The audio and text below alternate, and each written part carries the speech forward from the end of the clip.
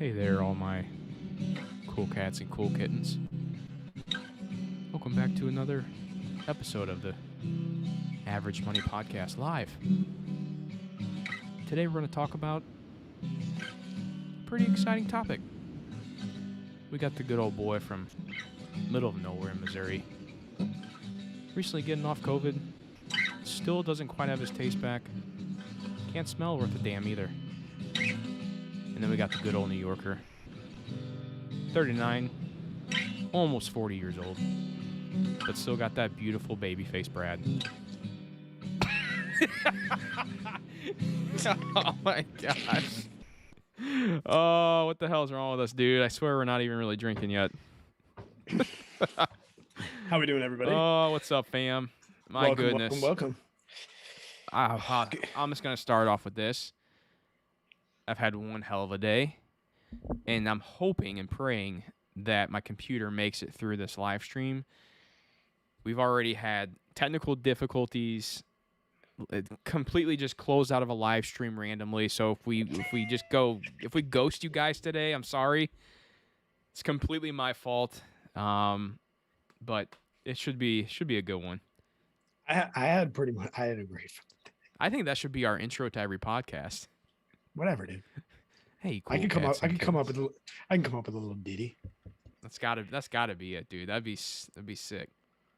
I will say, Tate said, "Hey, can you guys do a shout out to my wife Chelsea? I told her to chug a beer after the last show. I'll shout her out if she actually chugged a beer after the last show. Did she? I mean, I assume so. Chelsea, cheers to you. This is actually. I learned my lesson last week. Holy JJ, did you realize that we streamed for 4 hours last week? That was a long one, 3 dude. hours and 50 minutes. That was a long one. 3 hours, 50 minutes. And Dade, shout out to Chelsea. Yeah, what up, Chelsea? I drank a whole brick. And we were saying in the Discord live stream just a second ago that you don't have names for your size of beer purchases. Mm-mm. So like, I'm curious in the chat. Do you have all right, 6-pack is a sixer. Hold up. We have 12-pack? I do have one name, and it's Okay. for one beer. And it's a tall boy or a 2x4. A 2x4 is a tall boy. Yep. We call this like a man can, no? Mm-mm. A what can? Man can. No. And then do We, you put them in the little redneck koozies? The brown Paper bags? bag. Paper bag. You taught me that. Yep. Oh, yeah. But yeah, like we call 6-pack sixers, Mm-mm. 12-packs are double sixes. An 18-pack is a brick. Look at this thing. It's a brick. Mhm. And Looks like then 18 beers case to is me. 24. Case is 24, and then a rack is 30 or 36. No? Am I the only crazy person that's ever heard of this? I mean, maybe I don't know. We always just say, hey, you want a 18. I guess we do say you want a case. I just never paid attention to being 24 or 30. Maybe it is just 24. And we just say, hey, we're going to get a case. Case is the one we do use. Ben said they call them 2x4s. Yeah. Never heard 2. Yeah, see, this is the stuff that we all got. Brian Hunt's in the house. This is the stuff What's up, that Brian? this is what the beautiful thing. Yeah, and look at this. Check this out. You know, I was away for the weekend working. Dubco made chapsticks. Oh, wow. Oh, wait. I don't know how to get to Zoom, but anyway, we make a beer called the Science of Selling Pina Coladas. And this is a pina colada chapstick with the Science of Selling Pina Coladas label on it. Why is it zooming back here? I can't zoom it all with all the wrong places. Oh, wait, It's catching on your like guitar or something. Can you click your screen and touch you? Yeah, I gotta flip my screen out. Stand by. I'm telling you, this whole night's just been a madhouse. We were also going to try and set up something cool for the if we happen to get super chats. There's a little. There you go. It's better. There's a little. It won't happen this week. I didn't have time. I was gone. We'll do like an open beer, like That's what I was thinking. it'll like pop up on the screen. And that's the noise I was gonna download to use. Was just or like a cheers or something.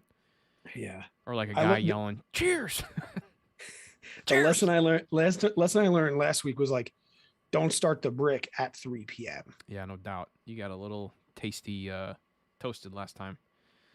Oh yeah, no, dude, I was feeling no pain by the end. Yeah. Brian Hun, you can get my beer. Actually, I should post this because I was actually away for the weekend with Dubco. They did an event, a little bit from away from where I live, but this restaurant does like a tasting and a dinner with every year. Anyway, long story short, I haven't like sat down and been like part of the business in a while. It's kind of cool. And Chris gave me like their whole distribution list all over the country. So definitely all the major cities. I should post that list. Another way, I think Aaron Azevedo's got them on Tavor, which is like a beer app that like used to be like beer of the month club, but now it's, I don't know if it's retail, but I definitely know that major cities, like I was impressed, like Chicago, LA, San Francisco, San Diego, a bunch, Phoenix, Arizona, pretty much the whole, if there's a, Phoenix is pretty much like our biggest distribution. Washington State, we're huge in Washington State, Texas here and there. In the cities that are a little bit more conservative, they're a little bit more with beer. I want to get into Austin, but we can't yet. And then up and down, it's one of those things where you have to go to like that craft beer store, that place that like likes getting rare things. Our distribution isn't big enough. So Chris was talking right now. We made 2,000 barrels this year, or that's his goal for the year, 2,000 barrels. So that's 4,000 kegs. A barrel is, 2 kegs. So that's huge considering our first year we did 52 barrels. And this is our sixth year. We did 2,000. Jeez. So he's up in his distribution everywhere. So Hey, shout you out. can Go ahead. go ahead. No, I was like, you can get it. The best place to get it, the best way to get it is to come visit. It's the first place we go. We don't even go back. We don't even go to my house when I pick JJ up. We go right to Dubco. It's so fun too. Daryl, the AC is on right now. And shout out to the wife, man. That's a legend right there. This is my first beer, but I will finish this brick tonight. And I'm drinking. Here's the thing, dude. Like, do you get like excited for Wednesday nights? Yes. I love this, man. Like, because I've been hurt, and that's kind of what this episode is going to be about. yeah. Because I've been hurt, I can't. I was starting to gain weight. Like this is a large shirt. I like almost can't fit in large shirts anymore. Mm-hmm. If you've been watching my videos for a while, you have to have noticed like Finn's putting on a little bit of weight. Like if you go back, this is completely out of norm for me. That's because I'm in summer. We call it the vodka summer. And usually in the summertime, I ride my bike close to 4,000 miles in the 9 weeks I'm off. I've ridden my bike like 8 miles this summer. For all those doctors in the house, I completely tore my anterior oblique. You can look that up. It's kind of like right where your pants line is, like around your spine, that little muscle that's like this thick.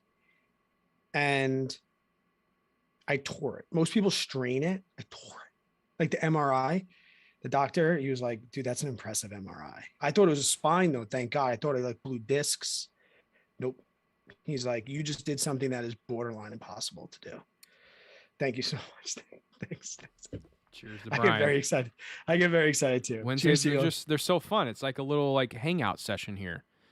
Me, you, the chat. I mean, it's such a blast, man. The point of that rambling is like I have to behave or I'm going to gain weight exponentially. So I haven't been drinking. I pick 2 days a week to drink. This is one of them. Yeah. And last week, a couple Tyra's things like, real quick. You had a lot of fun. I was like, I had a lot of fun. You did have a lot of fun last week. Real quick to Dade. I lost it in the chat. Dang it. He said they say 30 rack. We call it that too. Yeah, 30 rack. Yeah, we do say 30 rack. Now that I've just never like, I'm never around that anymore. It's just like whenever we're out drinking, I just feel like it's like, you just got a cooler full of beer. And so like, I remember like all that shit. If your buddy's coming over, you say, hey, can you stop and pick up a 12 pack? We usually say just pick up a case of beer. And then it's what do you whatever the expect hell it is up. So they show up with a 12 pack. You're like happy with a case of beer. No, I mean, like when you say a case of beer, not expecting a 12 pack. No, I'm expecting a 24 to 30 of Natties, Bush, Bud Select, Bud Light, whatever it is. Some people ask too. So Dubco is the acronym, Destination Unknown Beer Company. That's a whole nother fun story. We did an episode with my partner Chris, and man, when was that? It was a very obvious title, like you'll know it was us. And the short story is, Chris and I were making pretty good beer, and we had a bunch of buddies that owned restaurants, and we were selling beer to them illegally because we didn't have a license. We were like literally home brewing, and they would be like their house beer. Like you go to a bar sometimes to see like a house pilsner, and I guess people would say to the owners like, "Oh, who makes it? Who's brewing?" And they'd always be like, "I don't know. It's a big secret, unknown. It's unknown brewery. It's a secret." So then when we opened, like we announced that we were going to open, we had people come check out the space, and they were like, "So you're the unknown brewery." Little did they know we didn't have a name yet. And then I think we were drinking one night, and I heard my brother on the phone, and he's like, "Oh yeah, oh definitely, we have to have you stop down by Dubco." And Chris and I were both like, "What the fuck did you just say?" He's like, "What? I'm like, "What'd you call the brewery?" And he's like, "Dubco." I was like, "Boom." Instead of Destination Unknown Beer Company, Dubco was born. Dubco's gone through a bunch of things with 2 words, but now it's just 1 word. The Instagram is Dubco_. Chris is known for, is award winning. He's definitely, I'm not even tooting his horn. He's one of the best brewers in the country. People have tried to poach him out of his own brewery. Man, that's known intense. for, known for sours. Budweiser tried to poach him. We have a brewery here, Blue Point Brewery, and they're owned by Budweiser, and they tried to poach him as we were opening, and they offered him like a fair amount of money. I want to say to the tune of like $250,000. Wow. You need to take it. Shout out to Brian real quick. $5 super chat. Dude, that was a great time having him on last week. That was too much fun. My favorite part too was at the end. We're definitely gonna do that again, where we're gonna send out invites and we're gonna do a cheers with everybody. We're doing that again. We'll do it tonight. Yeah, whenever we get to the end. Yeah, after record and everything. For those of you that weren't here for that, because we trimmed the episode, I think we trimmed it to 42 minutes. Yeah. We did 4 hours, and I trimmed it to 42 minutes. We let you put your email in, and we got everybody on the Zoom call. I think we had like 6 or 7 people that jumped on the Zoom call. We did a cheers. We're doing that tonight. Oh, so much fun. We're doing that tonight. We stay on for real quick. I mean, like a minute. Everybody does a cheers real quick to end the night, and then sign off and see everybody next week. And we still got, 1 episode out ahead? Are we still 1 ahead? We're 2 ahead. 2 ahead? Cool. So the episode that's going to come out on Monday is the options episode from 2 weeks ago. 3 weeks ago. This is week 3. So you were here and we did 3 episodes. That episode just ended. And that was a voicemail episode, guys. We haven't got a voicemail in like 2 weeks. Yeah, and we need some voicemails. we're kind of pissed that we stopped doing the Fridays. We've agreed that it's been best for our psyche. But send us the voicemails. And also too, I always leave all the links. We're going to be shortening that down now that the website's like in pretty good beta. You'll go on there, you'll see some things you're like, visit the website, please. Have we technically announced the website yet? I mean, I know we said we were working on one, but we never. I've been posting the link mostly because I don't want to go back when it is fully live and repost the links. Yeah. But averagemoneypodcast.com is in very, very good beta. With that said too, we also announced that we would love for people, if anybody was a writer. And we had people that were just like, hey, I'm not much of a writer, like professionally, but I would love to, write some posts or summaries and things. I think 10 or 12 people. And I was like, I thought we were going to like having to be like scratching to find people. And I think we're at the point now where we might just get like 12 people on the payroll until we catch up at least. Yeah. So yeah, if you are not even a professional writer, like Aaron Azevedo is not a professional writer. He's like, dude, I listen to the podcast. I could summarize. I know about personal finance. I could give some education inside the post. That's the big thing. So people don't. That's the big thing. We want it as a supplemental to the podcast. Like you don't have to listen to the Roth IRA podcast to learn about the Roth in the blog. That's kind of what we're looking at. But we also know that a lot of episodes are kind of just us shooting the breeze. Yeah. And there's like some summaries there, and people get an idea, and they get more value from listening. But Yeah, like thank you for tonight. smashing the like button, James. Tonight may Yeah. be a kind of shooting the breeze type one, but there's gonna be there's some good ones in there. Ryan said I kicked him out. So listen, and I can't even sound like I'm like I know what I'm talking about because I'm a school teacher, right? Like I've used Zoom for the whole year. I forgot that when you remove somebody, they're suspended for 24 hours. Like you can't like remove somebody. So remember Brian was trying to get Oh back yeah, I into the was trying cheers. to He's like, figure I out what can't you're get talking in. about. Yeah. Yeah, when you remove somebody from Zoom, you're suspended for 24 hours. So you'll be able to come back on tonight. Yeah, we shouldn't. Yeah, we're not gonna have you on until the end. Well, no, when I mean everybody gets on to cheers. Yeah, no, definitely. Yeah. Jacob, what's up, buddy? What else we got in here? You guys call Bud Heavies out east instead of Budweiser? Yeah, they're called Bud Heavies here in Missouri. We've done that, but I think it's evolved. And maybe this because I have kids, JJ. I don't know. I call them red cans and blue cans. No, never. Like bring over some red cans. I don't know. My mom used to call them red, white, and blues. There's no blues on here though. These are from last week still. I'm a disaster. Oh boy. Still got this, which shows like 2 sips left. This will go. Yikes. When we get to like, I don't know. Maybe we get that's to like 50. Maybe When we get after, to after we record. when we get to like $50 in super chats, not including Brian Hun, maybe I'll drink the rest of this. Brian's like, "What do you need? I'll give you." Chug it now, Brad.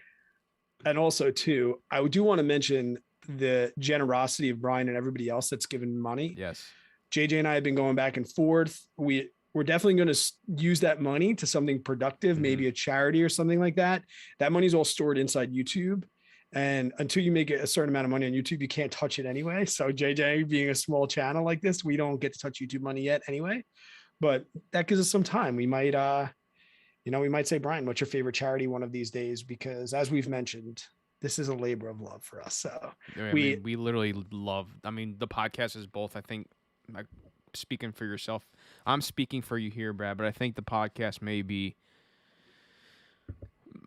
I love it more. I like it more on YouTube, dude. Oh, F you too. It's so much more fun and less stressful, and just, it's also, not, it's not supporting my family either, but, and so it's a little less worrisome, but, right. God, dude, I hope. If I could hang out in the Discord all day and record a podcast once or twice a week, that's how you'll know. That's how you know I've entered heaven. Mm-hmm. Like, granted, I could quit teaching, but like it would still be irresponsible when we talked about that. But like when it no longer is irresponsible, like when my kids are in school, yeah, and like maybe in like 3-4 years, because this is a long play for us. We're not going anywhere. Mm-hmm. Like we just spent a lot of money building a website. Like we at least need to stick around for a couple of years to make that even. No doubt. Yeah, I dream of that day. Like 9:00, got in there, had a coffee, market's open, chatted with Discord for a couple hours, went for a bike ride, got back around 1, checked back in with the Discord, recorded a podcast with JJ, got drunk midday, tried to sober up before the kids got home. Oh man. That's hell funny. By then marijuana should be federally legal and we might start dabbling in that too. Who knows? Oh man, light up all before the beautiful days yeah. that can come, Jeez almighty, that's funny. Start a charitable trust. There will be some. I'm a big charity guy. I've done the Ironman triathlon a couple times now. I've never done a race bigger than 10K where I didn't raise money for the race. So I'm a love charity. I love charities. So yeah, charities are, and from a business standpoint too, they are excellent write-offs at the end of the year. Yeah. If you own a business and you like to give, we like to give. And yep. That's kind of something that is going to happen. Like, don't be surprised if, JJ and I come out in November and we say, hey guys, just want to let you know the super chats, we earned like $1,000 in super chats this year. We're going to donate that money to a charity. Granted, it would be giving a big write-off for us. Everybody wins, you know? So just know that like, we're not booze cruising with these super chats. Buckner Media does the same thing too. I give Lindsay and I, I'm technically, I guess, the business owner, but we try to give back a lot. Like we gave some of the business money for like when Lindsay's cousin passed away just recently. Yep. So we did some. Dude, it's such a cool. I mean, that was a heartbreaking Oh, experience, but yeah. Finn Meter gives some money to that too. Yeah. being Well in deserved. Yeah. being in the position to be able to do that, it just, man, something about, maybe, you know what, that's a good episode. Like getting to that point of, like building a legacy slash also like charitable giving. Um, it just feels good, man. It's something about it. Yeah. My go-tos first and foremost are always suicide number one. Hmm. That's like my Can number. can we talk What? about why or no? Yeah, I mean, I think if people around, my brother took his own life when he was 21 years old, and he was 2 years older than me, a year and a half, um, back in 2003, and the the charity that I like to give to is the American Foundation for Suicide Prevention, and I actually worked with them after Dominic passed away. Part of the coping mechanism for me was getting trained, not as this counselor, not as a psychologist, but I got to a level where I was able to be on their call lines. So from 2004 and a half, 2005 to 2007, I was one of those people that if somebody had to make a phone call, they picked it up in the middle of the night, whatever. And I did that for 2 years. It actually got like a little hard with my job it kind of ended when I got a full-time job, because I would be on the phone with somebody from 3 to 7 in the morning, and I had to go to work. Wow. And how do you end that phone call? And it just started to Mm. happen a lot. So, my boss understood. Like I would go in and be like, "Look, I was on the phone for 4 hours. Like my moonlighting job," and it just That's became too much. crazy. But I loved that charity because I saw how much money they really did give to give back. That's good. I learned a lot about charities, and it's a shame that, like, legally, I don't know if people know this, but legally you only really have to give about 15% of the funds you collect back to particular subsidiaries.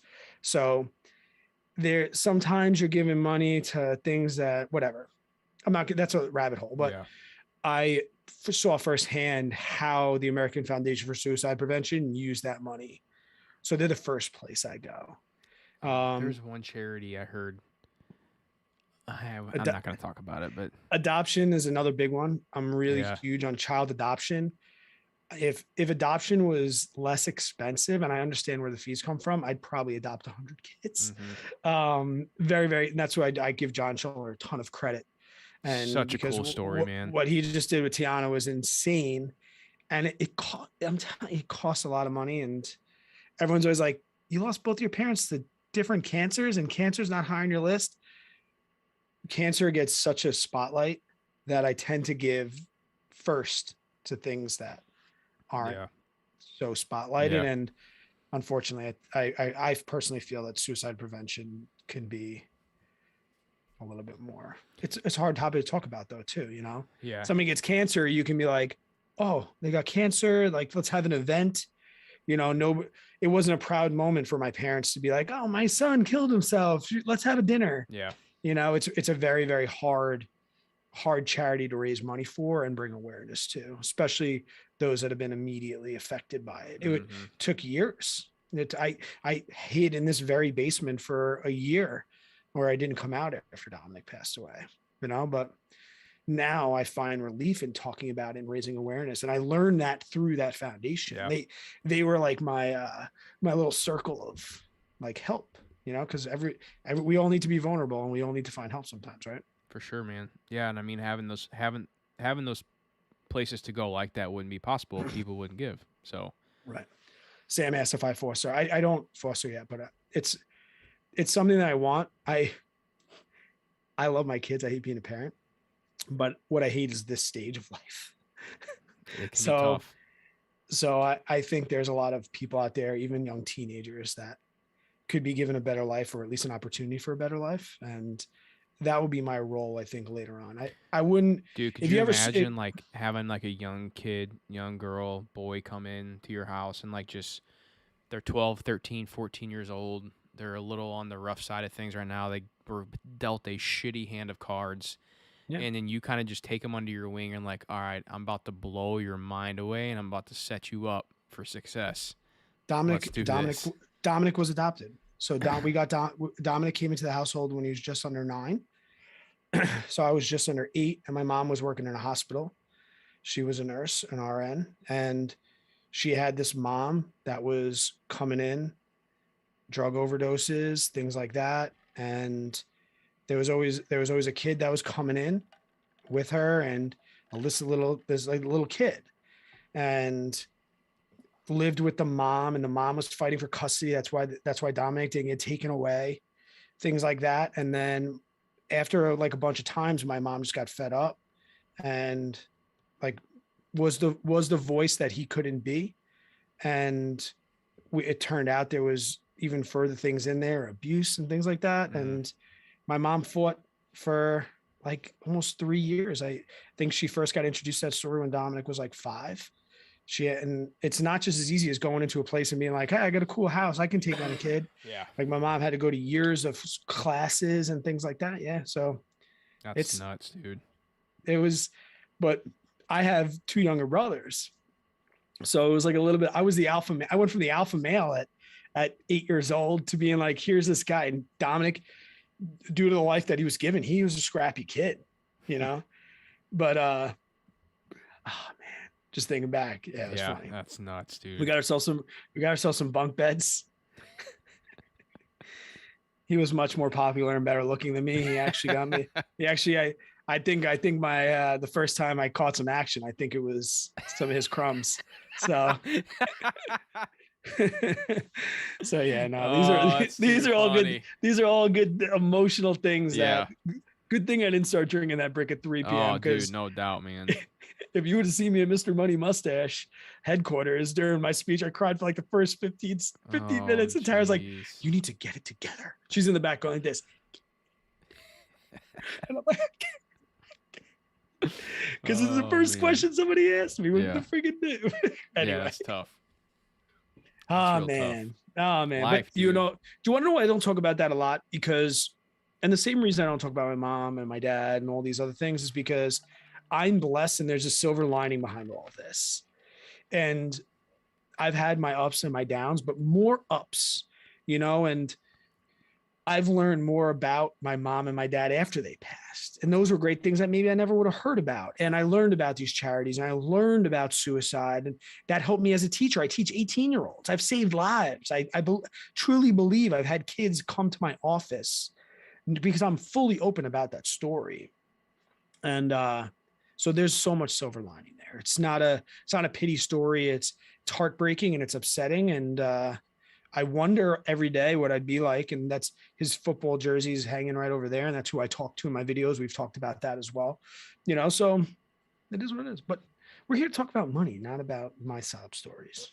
Well, that's what kind of builds everything up though, dude. I feel like everyone's money story everyone's got a foundation and a spot that's kind of build them up to where they are now. And there's always reasons too why you do stuff with money that I think, just go ahead and swig it back. But I think there's a reason why, people make decisions that they do. And there's things that happen in your lifetime that kind of trigger that, so it's just, it's one of those things, dude, it's part of it. Yeah. I also want to make sure that I'm in a position to foster, Yeah. Yep. Financially, emotionally. Yeah. That'd be cool. Like I said, like my son and my daughter are pushing me to the limits. mostly my son, but my daughter too. So I don't even know how long. I don't know how long we've been going, but we 30 minutes. I think we've been in 30 minutes to start. I think that's what hit us last time. We shot the breeze for almost like an hour before we got going. So we didn't really give too much away. What's a tattoo on the inside of your right? Do you mean this is my right. That's where Strong Island came from. If you ever heard Strong Island, but this one over here, this is that's how many days my mother lived, 18,399 days. She was 50 in a couple weeks, and it says, dream as though you'll live forever, live as though you'll die today. And and that's why, JJ, I sent you a picture of my journal the other day. You're like, hey, I want to start journaling. Do you mind? And if you see at the top, I keep track of how many days I've been on this earth. It's right at the top of my journal, so that's what that means. And yeah, Hmm. I think I just passed 12,390. So I think today's like 12,392 today for me. It's cool. So yeah. And then I got my mom's tattooed right here, my mother's name. And Tara's like, "You didn't really think that out, did you?" I was like, "Nah, I was emotional. Yeah. I was emotional. Yep. I was emotional. I was so sorry. I'm sorry." Oh man. All right, dude. What do you say, man? You want to get this Hey, thing? you're not a Jameson drinker. It hurts JJ's insides too. They said watching you swig Jameson, I could drink Jameson like it's craft beer. No, sir. Not My I. brother, my brother, but I can't drink vodka. Anyone else have mature oak trees in their yard? I do not. No oak trees here. I don't think I have any oak trees. I got I got lots of different trees. No oak for us. No trees. My cherry tomatoes, though. You guys want an amazing cherry tomato? People always bitch. Like, I posted on my Instagram this. Everyone's always like, "Ugh, I have millions of cherry tomatoes. I can make a best cherry tomato. Ready? Take a bowl like this big, like a standard like, cereal bowl. Cut all of them in half. Throw them in a skillet. Like, I go like this, but like Tyra says, it's like about 10 tablespoons of virgin olive oil. I take a bunch of these fresh basil out of the garden, call it like 10, 12 leaves, 2 big cloves of garlic, also out of the garden. Chop that stuff up, throw it in there, turn the burners high as it goes. If you're one of those weirdos that has an electric stove, first off, move, but let that thing heat up quick and then put it on there. If you have gas like a normal human being that's not a savage, turn that thing to high, boom. But don't turn it to high until the water boils, right? Because you're going to cook your pasta as long as for 10 minutes, right? If you want al dente, you can do 11 minutes, whatever, or 9 minutes. Welcome to Dude, the toss Average those Money together. Cooking Show. Oh, I'd like to eat. When All you're right, vegan, let's get this started. Let's do this. What do you got a date tonight? When you're a vegan, you have to learn how to cook. I'm just come on. You don't like to cook. You don't have cherry tomatoes. Or do you not have a garden? No, I don't have a garden. You live in farm country. You growing corn or some shit like that. Actually, my neighbor does have a little bitty corn patch, and we go over and pick corn for dinner. And we're like, "Hey, Greg, we're taking some corn." He's like, "Yeah, that's fine. Go ahead." Me and Mason go out. We're gonna pick 4 for the family tonight. Yeah, that's fine. He's a good old boy. He's good, man. James, don't worry. I definitely counted the leap year. And it's funny with the tattoo. I had 10 people figure it out. And then the number that came up the most often, which was this one, then we talked about it. I got it right. Because we had to decide, like, was it full 24-hour days that my mom lived? Was it days she breathed for? Like, calendar day? It was a lot. You think just coming up with a day is hard. Huh. Yeah, that's interesting. So not many people know about what this episode's about. I have electric too, Robin. Daryl says 16,219. I thought it was strange for me to keep track of my days on Earth. It is not strange at all. Huh. Mostly too, because I'm trying to whoop my mom's ass in days. Yeah. And I'm super competitive. So give me something to be competitive about. Oh, okay. Robin, all I gotta do is go ahead. All I gotta do is get to this. That's easy. Robin, I can do moonshine. I will do some moonshine. It'll burn a hole in your chest, but white lightning. Oh yeah, we'll do some. James said, "Yo, what's wrong with talking about?" James said, "What's talking about cooking? Cooking saves you money. This is a money podcast." I'm just ready to get this podcast started, dude. Let's go. We do have. All right, so the title, we tried to be a little clickbaity to get people into the room. How many people are in the room, JJ? I can't see. I can only see the chat. 31. Do not have YouTube open. 31. 31 is about the same amount of people that we have in the Discord. I think we had 39 today. Ooh. So if you got a buck, there's a link. And you want to support We're going for a half hour before, and it's getting, there's people in there. People are talking, and thank you. Yep. The people in there that talk regularly, thank you for keeping the conversation going. But not our Patreons, just the regular ones. And yeah, if you don't get a buck, jump on Facebook. Yeah, it's free there. Yep, free on Facebook. We don't blow that shit off. We'll say it in the. We need to say that in the podcast too. Let me crack a beer. I'm gonna go. All right, sounds good. Yeah, I think. Well, here, let me Make sure I'm recording. I'm recording. I'm like 8 minutes in, but I guess that's fine. You're just a backup. Yeah, right. My file's the real shit. Hmm? My file's the real shit.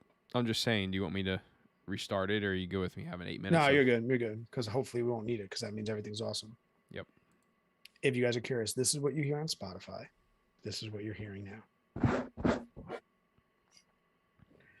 What's up, guys? Welcome back. Another episode of the Average Money Podcast. As we've been doing for almost 2 months now, this is live on YouTube. We got an episode today. JJ and I go back and forth all of the time. You know, what are we going to talk about? Like, hey, you good for live tonight? Yeah. What are we talking about? Ugh. And we always like try and come up with these grandiose ideas and these things that are just going to blow people's minds away. And then we start talking on the side about things in our life. And we're like, oh man, that's probably a great topic for a podcast. So tonight we're going to talk about some things that affect personal finance, affect money, affect your future, but aren't really talked about in like, as far as like, this is personal finance, right? We're going to talk about, you know, health and fitness, and not so much like, hey, you should be doing this or you should be doing that, but how health and fitness has affected our life, how it's affected our money, how it affects the way we think about money in the future, as well as like what our life is like when we don't put ourselves first mentally, physically, nutritionally, and things like that. If you are new to the podcast, I swear we talk money most of the time. This is probably going to be about episode 78. So you can go back. This is probably one of our first lifestyle episodes, but we're really, really excited to talk about it. My name is Brad Finn. I am joined every single week with the one and the only JJ Buckner. Justin, how are we doing, buddy? I saw it. No, I'm usually I'll come into these. I'm like, oh, I'm good, Brad. I'm real good, man. But I'll be honest Super, with you, dude. you know, you do that. I'm super excited about I'm tonight's super episode. excited about today's episode. You know, I'm good, man. And to be honest, you know, I get this a lot on you. To be honest, you say to be honest a lot. Are you lying because you have to say that? Basically. Oh yeah, and basically, yep, I do say basically. I also say the cool part about it is, I say that all the time. It's so funny when you hear yourself talk on YouTube and stuff. You're like, why do you keep saying that? But to get to what I'm saying, I've had one shitty day, to be honest. My computer's Really? crashing on me, just nonstop stuff. I got too much going on, dude. I have too much going on. And I just had one of those days where just kind of like nothing was really going right. Things were happening that I didn't like. It was typical life, dude. I will say, if you've listened to the last couple weeks, JJ's not had a bad day. He's had a bad couple of weeks, and I promise Yeah, we're gonna get the JJ Buckner back. You know, the he has a lot of great days. We just don't have to record on those. I know, that's so true, dude. Like you drinking vodka tonight. I am drinking vodka tonight. Speaking of health and wellness, but no, I do want to talk about that though later. But no, dude, it's one of those things, man. You know, stuff's gonna happen in life, and I also think the whole just kind of space I'm in has They're roasting you in the comments. Oh no. James says, also you say 100%. 100%. I do say I agree. that. I agree with you 100%. And Robin goes, whatever it may be. Whatever it may be.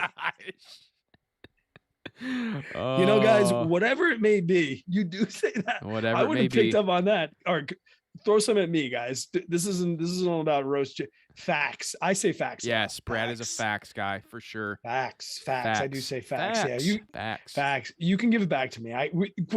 This is funny too, and this is kind of like what my students are like, because I'll say that to them every once in a while. I'll be like, guys, can you just mock me for, like, when the kids are down one day, or they, you know, they just do not care about physics. Like maybe it's a day before a vacation or the day after a long weekend or something like that. I'll be like, all right, guys, have a day, you know, roast me. Like, what are some things? And then like, they look at me like this. And I'm like, no. And then like one kid would be like, you say right a lot. and like whisper it though. They're like, you say right, or I'll see kids in the back like looking and laughing. I'm like, what do I say? And then it just like opens this can of Oh, worms, yeah. and we realize that we have these little idioms and these little things that we say as pause breaks, and as YouTubers were taught not to say Mhm. and. So you'll, instead of you being like you'll be like 100% while you're thinking about what you Yes. want to. It's a filler. It's a filler while you're thinking. But then the funny thing I just thought of with your classroom is like there's always that quiet kid, you know, who like sits in the back and like twiddles his thumbs. And then like the class starts building up a little bit and like, yeah, Mr. Finn, you say right a lot, you say facts. And the quiet kid's just like sit in the back and all of a sudden he goes, yeah, Mr. Finn, you're a dick. You're like, You're like, whoa, who's that kid? yeah. Or they'll be like, guys, don't forget about the time where he kept saying this. And like everyone like, and I'm like, wow, you even spoke? Sam says, how can we roast Brad after the personal stuff? Before we press record, we got a little deep. Oh, yeah, no doubt.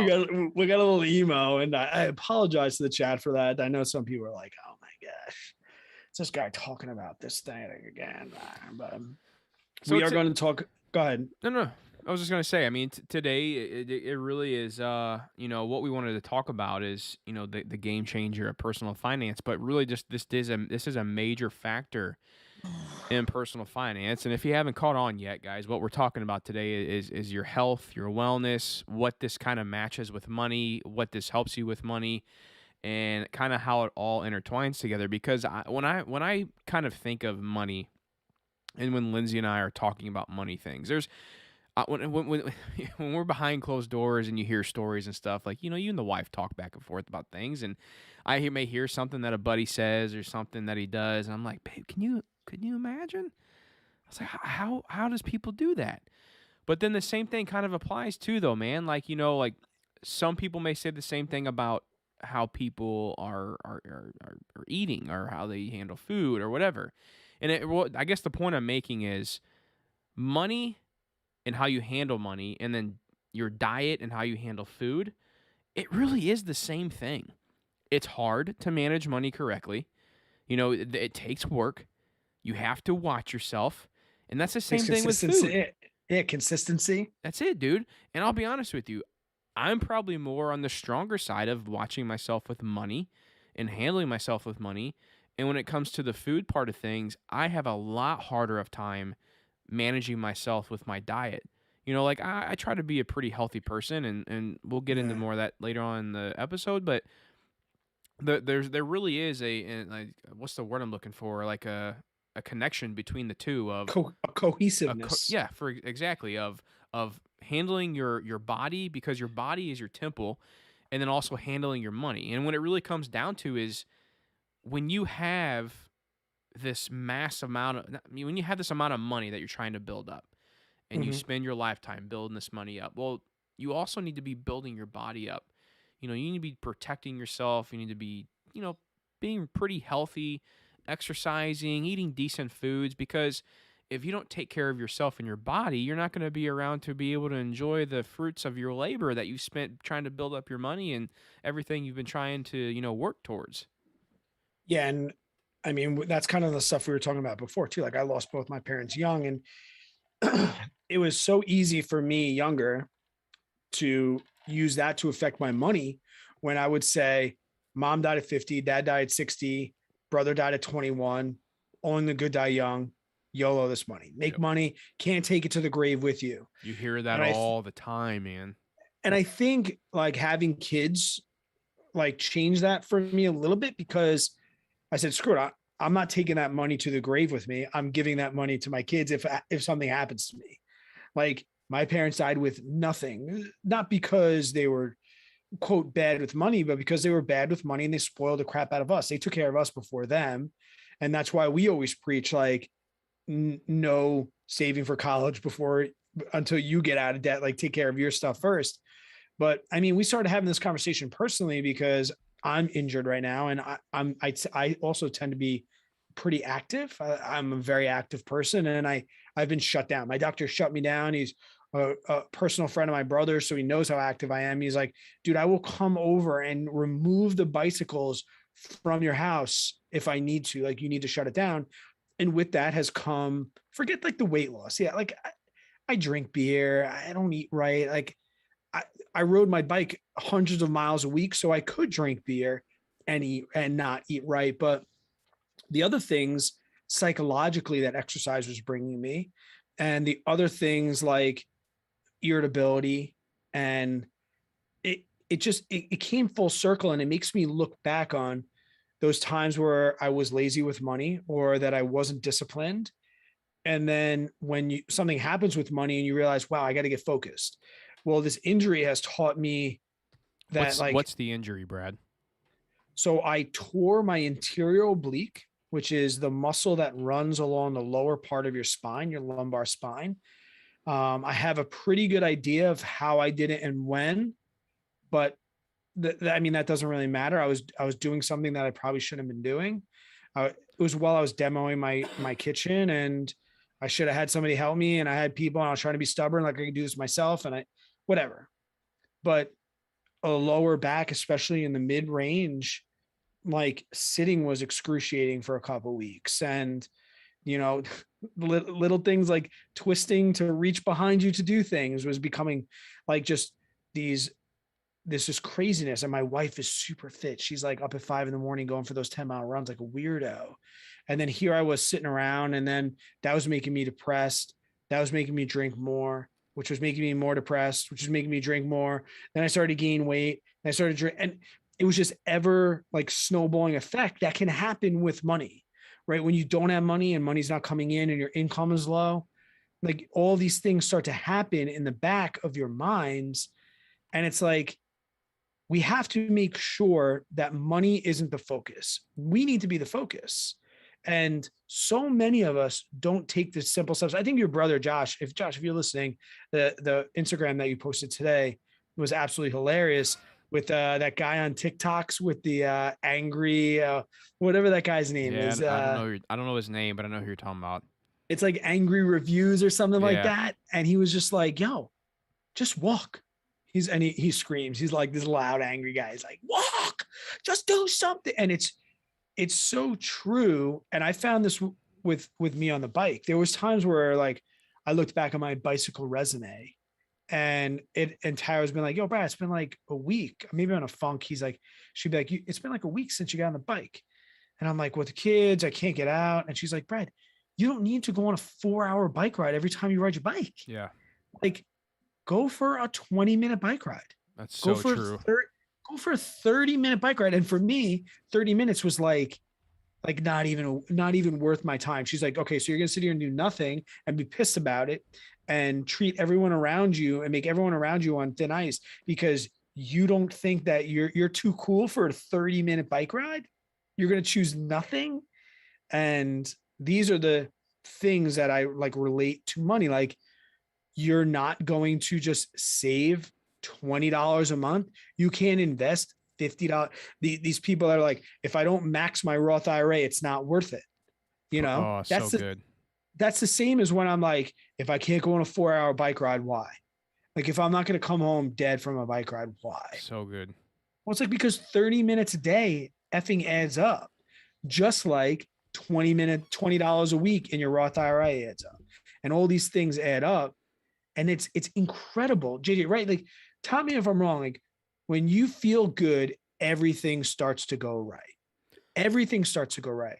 And I think it really all starts, and maybe you don't like to exercise. I know people that freaking hate to exercise, but they like to walk, or they like to hike, or they like to, like, I guess swimming's exercising, but they take care of themselves first. We've had so many conversations on this before this podcast. We've had so many personal conversations where we're like, yo, I actually got up and I exercised before I started recording for YouTube. I got up and exercised, or I got up and went for a walk, or I went with a walk with my kids before I opened my email address. We're getting to this point, and we get ourselves stuck in this rut where we put work and everything. And sometimes you're on a grind, you're starting a new business. I'm a firm believer, as somebody that started multiple businesses, that like, and I'm guilty of this, you need to wake up in the morning and prioritize what's going to make you happy. Now, can you have a perfect day? No, I hate this, like, just be better tomorrow. right? Like the stock market, we can't live a life of perpetual growth. You need to have shitty days sometimes. You need to have them because that's life. And I think that's, we talk about mental illness with kids and things like that. And I see this with my students. Like we tell them every day, like, just get better every day, just a little bit better every day. No. Every once in a while, have a day that sets you back a couple steps. That's okay. Just don't have too many of those days in a row. And right now, I feel like, and maybe you feel like, I'm having a little bit too many of those days in a row. Well, I'm glad you brought up the point of like, wake up you feeling good and stuff like that from exercising and whatnot. Is I literally wrote down as you were talking. I'll jot down notes when I think of things.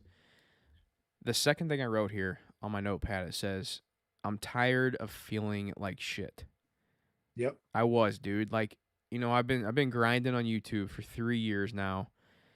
I have 2 kids, a 4-year-old and a 1-year-old, and I will say this, you hear the excuses. Oh, it's hard to work out when you got kids, blah blah, which it is.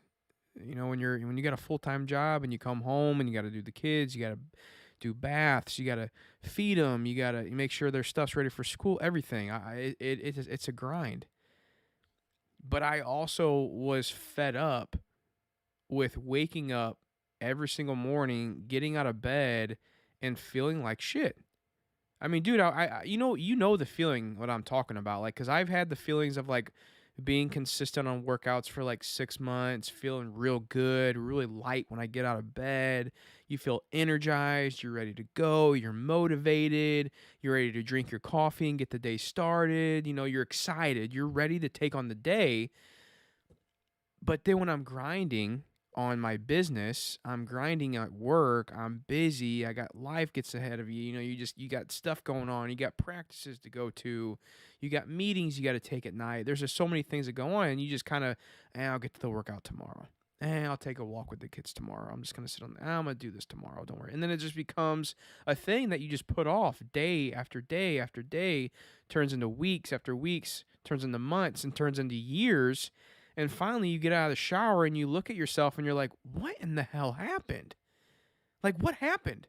And dude, like, I'm honestly going through that right now. Like, go back about a month or two, maybe. And that really, like, hit me, dude. I was like, I think also, too, with, like, the whole having the shitty past, few weeks or whatever and everything.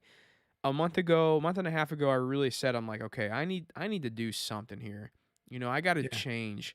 And Yeah, how do you get yourself out of it? Because I mean, you've even lost weight and you're still emotionally and mentally not like, you're not 100%, right? not at all. And so it's not all about like being like fitness and getting an exercise. And there's more pieces to the puzzle. But do you have, because I have something specific for me that like gets me out of funk sometimes. Like if someone's in a funk and they're on that 5th day where they said like, I'm not going to take a rest day, or I'm not going to take these amount of rest days in a row. Like, do you have something that's that gets you out of it? That's a good question, man. I mean, I think mine's more of just like day-to-day stuff. Like when I go downstairs and I'm with the kids, like that helps. But recently though, there's been times when I'm downstairs with trying to have a good time with the kids, and my mind's wondering about all the things that I could be doing upstairs, getting done and getting ahead. You know what I mean? Like, so that's a difficult part, and I think that's like, no, maybe that is a 9 to 5 thing too, because there's still things you're like, oh, I got to do this tomorrow when I go into the office. So I think that probably applies to everyone. But as far as like being in a funk and everything, this kind of leads me to the next thing I wrote down here. It's funny that you asked me that, to be honest, man. And I said, just do something.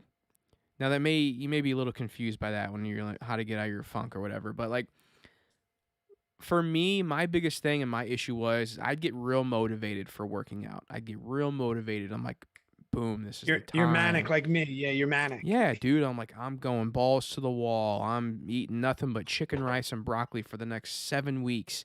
I'm going to run 6 miles. I'm going to go work out. I'm going to do a back day with the chest day, 2 big muscles. And then I'm going to turn around. I'm going to do a CrossFit workout at night and I'm going to get the cardio done.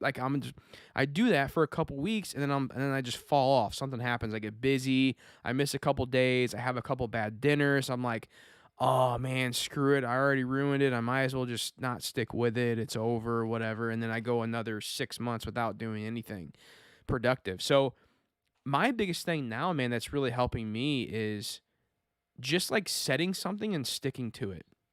Like if you're not doing any physical exercise whatsoever right now, it really comes down to, okay, say this. Say Monday, Wednesday, Friday, or Tuesday, Thursday, Saturday.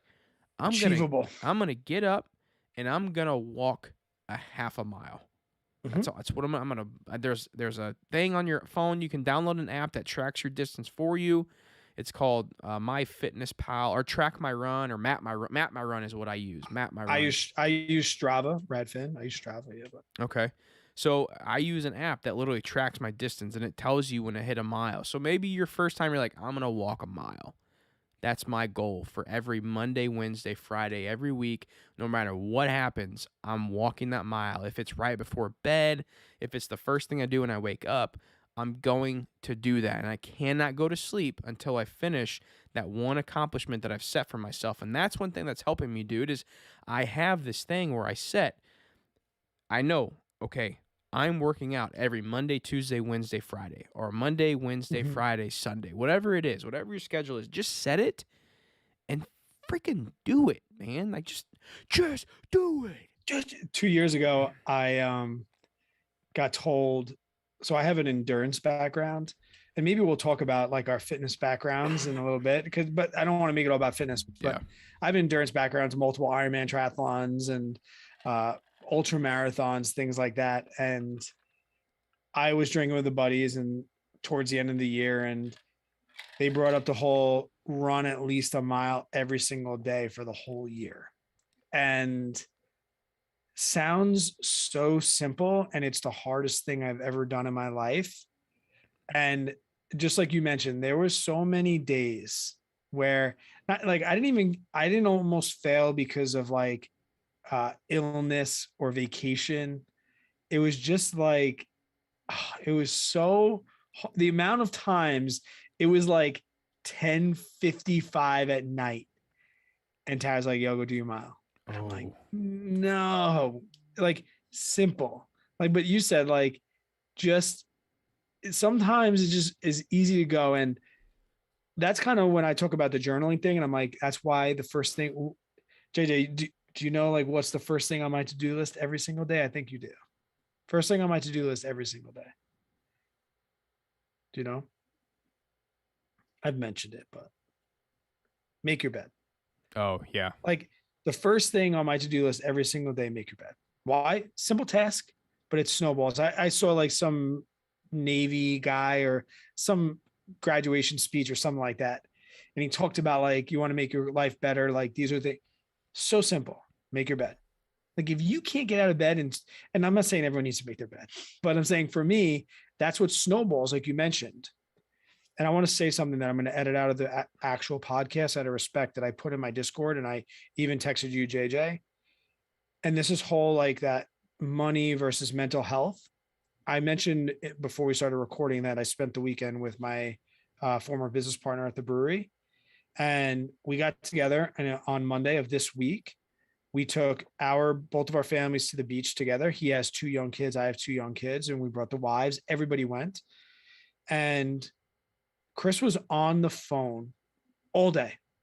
We got at the beach at 9:00 in the morning. He was on the phone with people at the brewery, troubleshooting. He was trying to hire somebody because somebody had quit. So he was on the phone with applicants. He was talking to vendors, trying to order grain. He was talking to distributors, trying to get beer out all over the country. Brian, thanks so much for the, I'm going to edit this out. So thank you. And Tara, I think at lunchtime, like looked over at me. She pointed at him down the beach on the phone, like pacing up and down the beach.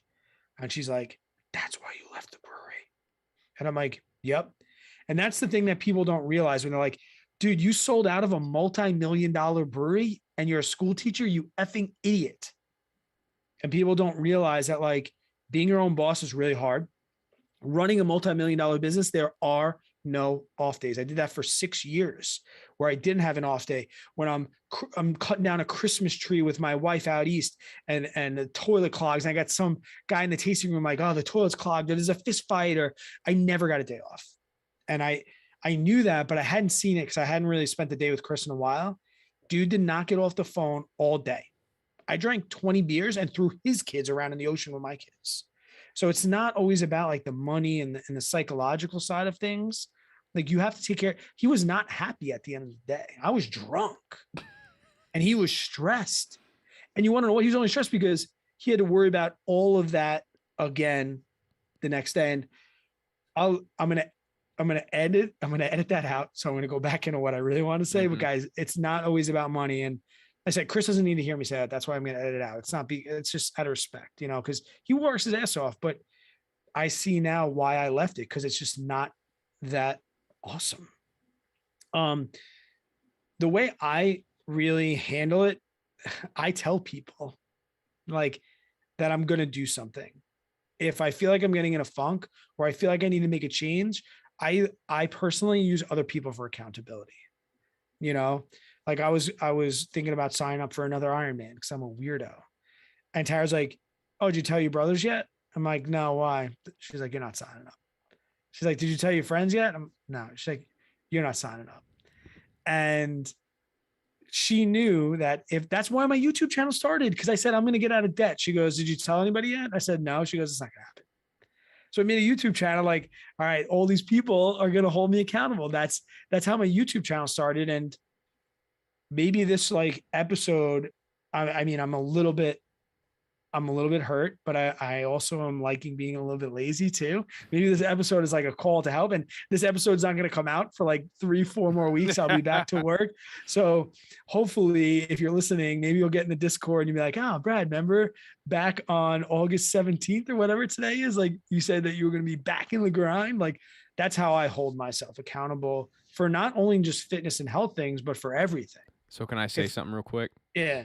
I like something that you said just a minute ago about the whole mile a day challenge. I think I'm gonna try it, dude. And I think I'll post my mile time every single day on Instagram to hold myself accountable and see if I can make it. I'll start tomorrow, August 19th. Justin, I'm calling you Justin because you know I'm serious. I know you're serious, like my mom. It was the hardest thing. Oh, I bet it is hard. That I've literally ever done. I've done some very difficult things physically. Probably the hardest one. I swam across the Great South Bay. It was like 7 miles. That's a long way. I also swam from Alcatraz and the water was 37 degrees. That was stupid. Wow. But I went to San Francisco and everyone's like, "Oh, you gotta swim from the rock. Gotta escape the rock." So I swam from the rock. Documented, by the way. If you want to call BS on that, I'll give you the link. But so how long, I will say, go ahead. How long? What? How long you think how long, if you had to put a number on it, how many days, months do you think I'd make it? Are you goading me? Are you goading me right now? What is that? Like, what do you mean? Are you using this as motive? Like, do you want me to be like, you won't last a month? Kind of. I'll do one better. I'll whoop your legs and go longer than you. Ooh, with your back? Well, that's what I was going to ask. Is there a time? Because when I did it, so here are the rules when I did it. Because of course there was money involved when I did it. Because I was like, because everyone's like, you can't. Like that's how I did my first Ironman. My first Ironman. Well, let me say this. My first Ironman triathlon happened on a you won't. That was my first Ironman triathlon. I will say this. I know this is going to be very hard. I know it is. So the rules when I did it is it had to be under 11 minutes because that's how we dictated like an actual run. Yes. So that was number one. It had to be done outdoors. You couldn't do it on treadmill. Okay. Because treadmills can be finagled. Well, that's tough. And it had to be documented on Strava, which was the app that we used. Okay. So you can go back if you follow Brad Finn, you can go back to I think it was 2019. And the crazy thing was you think it would, and it happened at the end of the year. So I actually did it for a full calendar year, the January 1st to New Year's Eve. New Year's Eve, I ran like 14 or 15 miles, I think, to end it. Because and why is like a 15 miles? My buddy had a New Year's Eve party and I ran to the party. But I ended up running like almost 700 miles that year. So like that's almost, I average like, I didn't average 2 miles a year, 2 miles a day, but dude, some of them I had to do again. Like we had a blizzard early, like January, like 28th. And I was trying to run in like a foot and a half of snow. Like I woke up, there was a foot and a half of snow. I didn't make the 11 minutes. Oh, wow. So I waited till like the blizzard to come down and I found like the most paved road I could find. And I did just back and forth loops on that to break the 11 minutes. And then there was actually a couple of days that I had to do it twice because I didn't, the 11-minute timeline, you think like 11-minute mile, dude, if you're not feeling well or you're on vacation or you're hungover, like, or yeah, the 11-minute was the worst part. That's definitely But a tough one. if you'll give me a pass to maybe like 12 minutes, Let's do 12 because like probably my average mile run right now, dude, is like 10:30. yeah, but you have to understand you're gonna get fitter throughout the year. Yeah, that's true. Let's do 12 minutes. 12 minutes for the first month, Sure. and then 11 minutes. Get in the chat. Who would win this? Well, if we're keeping this portion on the podcast, I want to say this. We This are. may be a couple weeks till it comes out, but I'm starting tomorrow, August 19th. Can we use Strava? Because I already can Yeah. you download Yeah, Strava? I'll Because I've download already it. established myself on Strava. Yeah, I'll do it. But I want to do this. I have quite a bit of followers on there. If the average money community, if somebody wants to join us, tag us on Download Instagram. Download Strava and You tag don't us even on have to. Instagram. Yeah, you don't even have to tag us on Instagram. Just download Strava and follow us. Well, there you go. I'll do. Justin, I will start tomorrow morning. I will start a mile a day. What's today? Today's August 17th, 18th, something like that. Let's do it. I'll Are we post it doing every single time I do my run. I'll post it on Instagram as well, so all my followers will keep track. And they'll hold me accountable. And if I make it a week, I make it a week. If I make it 6 months, I make it 6 months. And if I do a year, I'll be. Let me tell you this: if I was a betting man, I'm gonna bet against me that I don't make it a year. Do you want to know the hardest part about going a year? Not going 366 days. What do you mean? Like ending it. Ending it. Like when I stopped being a vegan, and you know this personally, and we're not going to talk about veganism. We're not going to do it. The hardest part of me stopping being a vegan was how long I'd been vegan for. So the hardest part about stopping the run was how long I'd been doing the run. I almost wish that I failed in March. Wow. Brian Hunt said he's in. Let's do it. Strava, Strava, Strava app. It's free. Same as Map My Run or anything. It has like you record. To measure distance and everything. It's GPS run. Good. So yeah, you have to have GPS. But yeah, dude, so no other applications will apply. Has to be Strava. Let's do it. I'm starting it right now, man. I just downloaded How it. did this podcast be? All right. So all right, because I mean, oh, my doctor's gonna be I need 12 minutes because it'll be a brisk Or walk. start a month late. Let your back heal, dude. No. Okay. I mean, well, that's what I'm doing. I'm doing it. Olivia, yes, 1 mile, under 12 minutes for the first month, under 11 minutes for the rest, outdoors, tracked on Strava. I'll do it. I just downloaded the app while we're recording the podcast. Dade's in. Yikes. We might be able to get a couple. Oh Let's do it. This is the average money community challenge. Let's see who wins. Maybe winner gets I'm like $100 or something. So here's the thing with the time domain. I understand some people physically can't run that fast, whether it's their health, their size. Like, I understand. My ex-girlfriend before this was on The Biggest Loser. When she started that show, she could not run a mile. Right. So I'm not, if somebody's like, I can't run, or maybe you're 70 and you're listening to the podcast and you're like, dude, I haven't run since I was 30.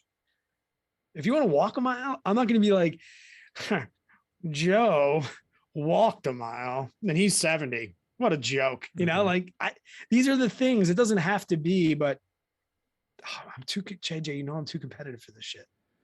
I'm thinking it's more for me of just a competition against myself. Cause like right now my mind's telling me like I want to do it. I really want to, but my mind's telling me like there's no freaking way you're going to do it every 365 days running a mile. There's no way. Like I bet honestly, like I'm gonna tell you right now, dude. I bet I last. I haven't run since high school 18 years ago. Somebody just said, Josh, people are in. Let's do this. Let's do it.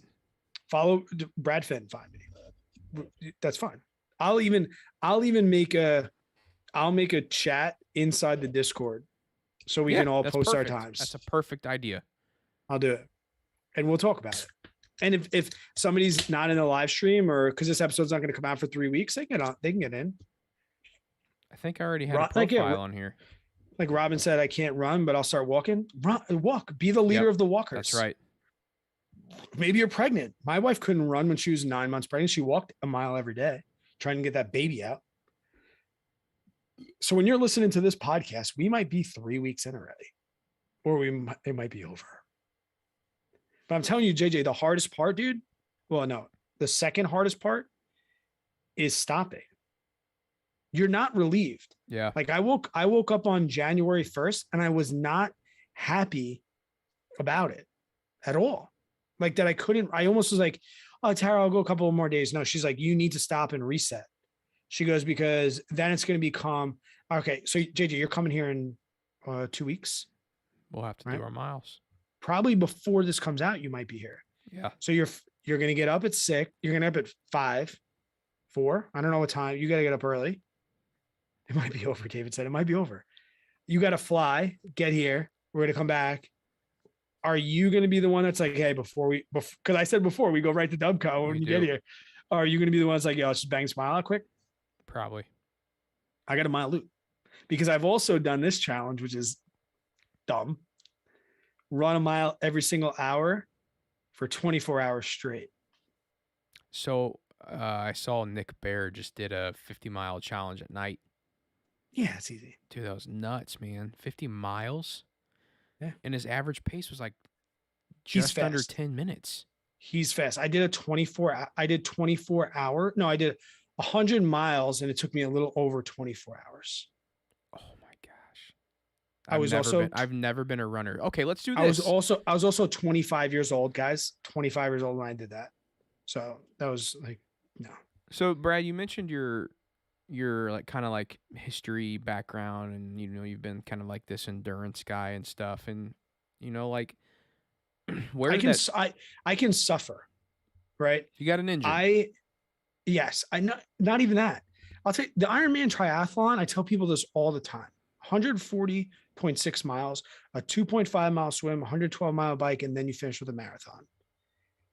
You really, if you're under 30, you probably don't even need to train for it.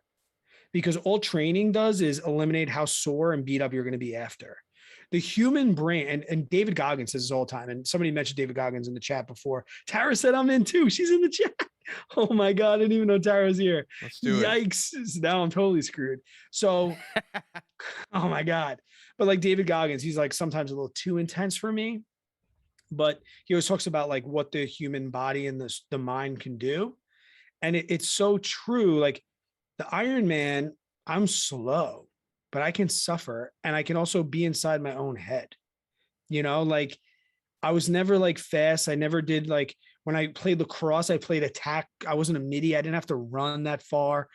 Soccer, same thing. Like I kind of hung out in the middle of the field. Like I'm not fast, but if you bring these things on me, I can endure physical pain, both mentally and physically, I guess. Yeah. Which was kind of the hard thing about the mile challenge is that you don't really have to be fast. I could suffer through that 24-hour challenge. Man, too many people are going to be doing this now. We have to do this. I'm down. I'm literally looking at the app right now as you're talking. Oh, Tara, you're in here too. What happened to this episode? Well, we're keeping it up. For sure, dude. I mean, this is a podcast, though, dude. This is what happens during podcasts. You talk about whatever you want to talk about. There's no structure to it, but I mean, I do want to kind But of let's get. talk about the benefits, JJ. What can the all right? Let's talk about the benefits of this in money. Are there any benefits to say doing a mile every single day for a year? Is there a financial benefit? Because I think there are, but I'd love to hear your opinion first.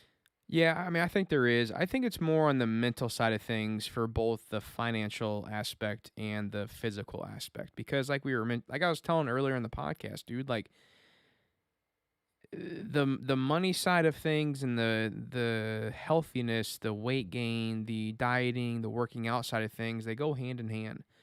I mean, there's following a budget and following a diet. You know, those it's the exact same thing. I think Dave Ramsey says, you know, you want to get your financial advice from a millionaire, and you want to get your your dieting advice from someone who's skinny. You know what I mean? It makes sense. So what I'm kind of thinking about is with all this is like, what's the benefits that you ask of physical health and money? Obviously, it's outliving yourself and being able to live a long and enjoyable life. You know, obviously things happen, but you want to be the best person you can be. You want to be healthy and you want to be able to enjoy yourself. Like I said earlier, I hate waking up feeling like crap, so I've decided to make a change, and it's working. You know, I lost a decent amount of weight, and I'm still trying to get better. I'm still not anywhere near where I want to be, but I'm getting there. Now, when it comes to money, again, I think it has to do with this mental concept of sticking to something, getting ahead somehow. If you're going to say you're going to do it, do it. It's the same thing that applies with money. It helps you with that mental aspect of things. I mean, what do you think? Well, how does this help you with money? A couple things come to mind. You can associate this challenge with money, like maybe you run a mile a day and save a mile a day. Maybe you run a mile a day, and when you get back, you pay off $1 of debt somewhere, or you invest $1 somewhere. Yeah. Or you take this 12 minutes per day and think about your money goals, whether this is your budget or whether this is what you're investing in. So many times we don't sit and think about our plan of action. We talk in my Discord all the time about the number one rule in trading options is know your exit strategies, know all the possible outcomes, and know what can happen. Right. So if this is your time where you take that extra second and double check your moves or double check, what your strategies are, or like there's so many great things that can happen from that, dude, I love it. I mean, I'm all about structure, and I wish that I spent more time structuring it. I really do, because I really don't. Oh, here comes Sarah. Do you bring my phone? Why are you sleeping? You're usually sleepy. What do you mean? She said, you'll see. What do you mean? Do you want me to mute myself for a second? Do you need me? Are we good? What? So have you been waiting for a text from me? Do I need to mute you? No, I'll just edit all this out. Really? Wait. What's going on right now? Oh, because I'm a superhero.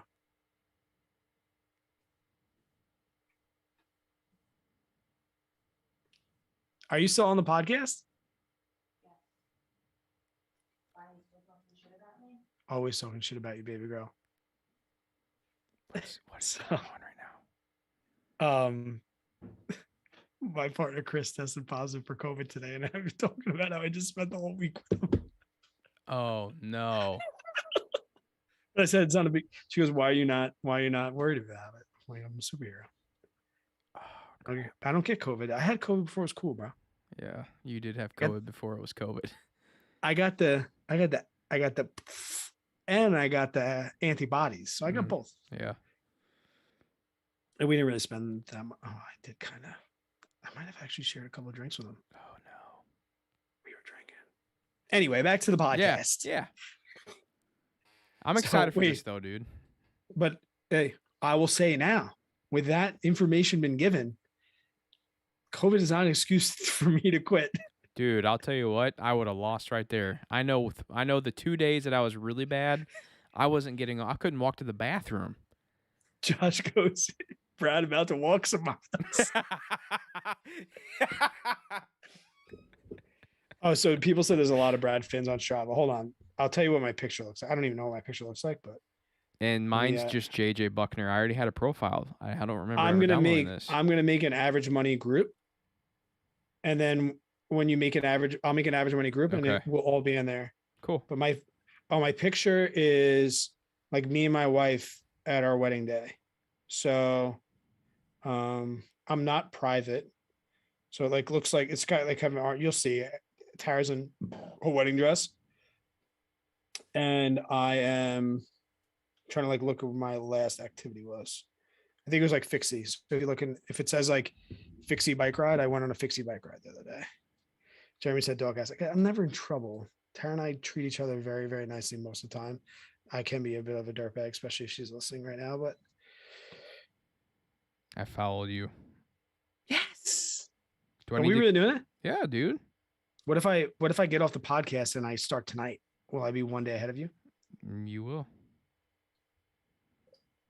I guess I still want to get back to this podcast.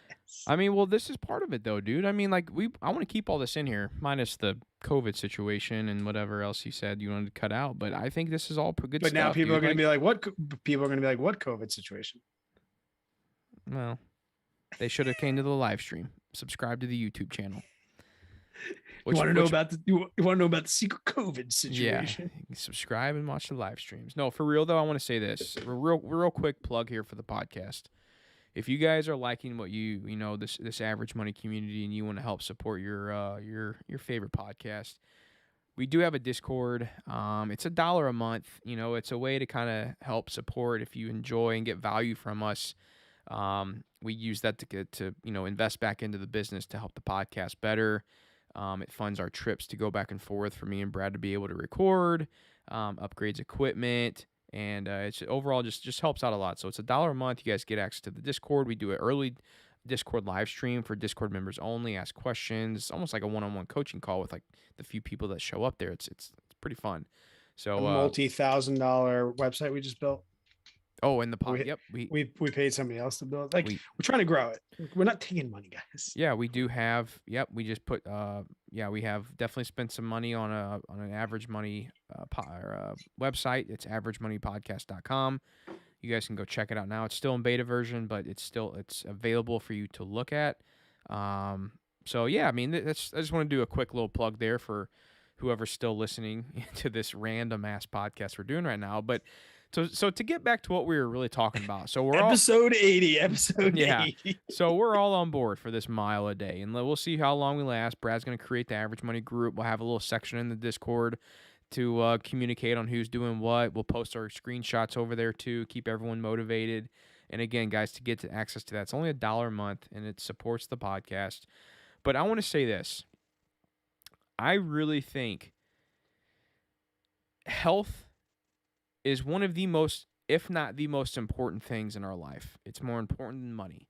It's more important managing your money. It's more important than, I mean, dude, if you don't have your health, you don't, like, do you really have your life? Like, I mean, yeah, you're still living, but like I was saying earlier, man, like the one thing that I think just drives me nuts, that I think this is one thing I really struggle with myself, is I'm a big foodie. I love food. My wife and I love going out to eat. We love trying different foods, and I love beer. I love drinking beer. But there's moderations that you can do, and that's what my wife and I have been doing lately. My wife don't really drink at all, but I drink beer, every other now and then. I don't drink it I try to drink it mostly on the weekends, and then I do a Wednesday here for the podcast. And I really think that having that mindset and going back to not feeling like crap every single morning, that's the big thing. Like, that's what's motivating me, is because now that I know I'm bettering myself as a person physically, I know my mental self is going to get better. I'm going to be more motivated to work harder, because like there's no, like, if you ever woke up and like did a workout in the morning, like even if you're on like vacation and you go for like the vacation run, do you ever do those like vacation runs or those vacation workouts where like you feel motivated, like, oh, I'm energized, I feel good, like I'm on vacation, I'm going to go do a workout. You know what I mean? Like, I want every day to feel like that. I want to have that vacation run every single day. I want to wake up feeling motivated and feeling like that. And that's exactly how you feel when you're in shape, when you're healthy, and you're eating the right foods. And I'm not saying, guys, like you need to go eat chicken, rice, and broccoli every single day. Like I'm still drinking beer. I still I still do a little bag of chips. It's just all about moderation. That's all it is. You just can't overdo it. Absolutely. I agree with you 100%. And it's, I think the one thing that I associate with fitness and money is that it's okay to take a step back. And I mentioned this earlier, like it's okay to have a bad day and it's okay to take a step back in fitness. And it's okay to get Starbucks every once in a while and just destroy your entire financial future. These are that was a joke. You're supposed to laugh, JJ. That was a joke. Sorry. Starbucks. You buy Starbucks. I'll be honest with you. I didn't hear what you said. I was laughing at what Brian said in the chat. And you saw what I wrote back. I did. That's what I'm. That's what I was reading. I didn't hear what you said. But we talked about like this like fitness part, and that's been the whole episode, and we've gotten on a number of tangents. It's all right. It's a podcast. But at the end of the day, and maybe this, because you want to know what, this silly thing might lead to other motivational challenge, call them challenges, call them whatever you will. Like I'm willing to lead by example when it comes to these things, and that's why people don't always realize that. That's why we have. Now I said I didn't say other than you. No, I said other than you. That counts. I'll do one. No, I meant to say other than you. Nope, you didn't say it. I know. I said if the chat, not him. If the chat.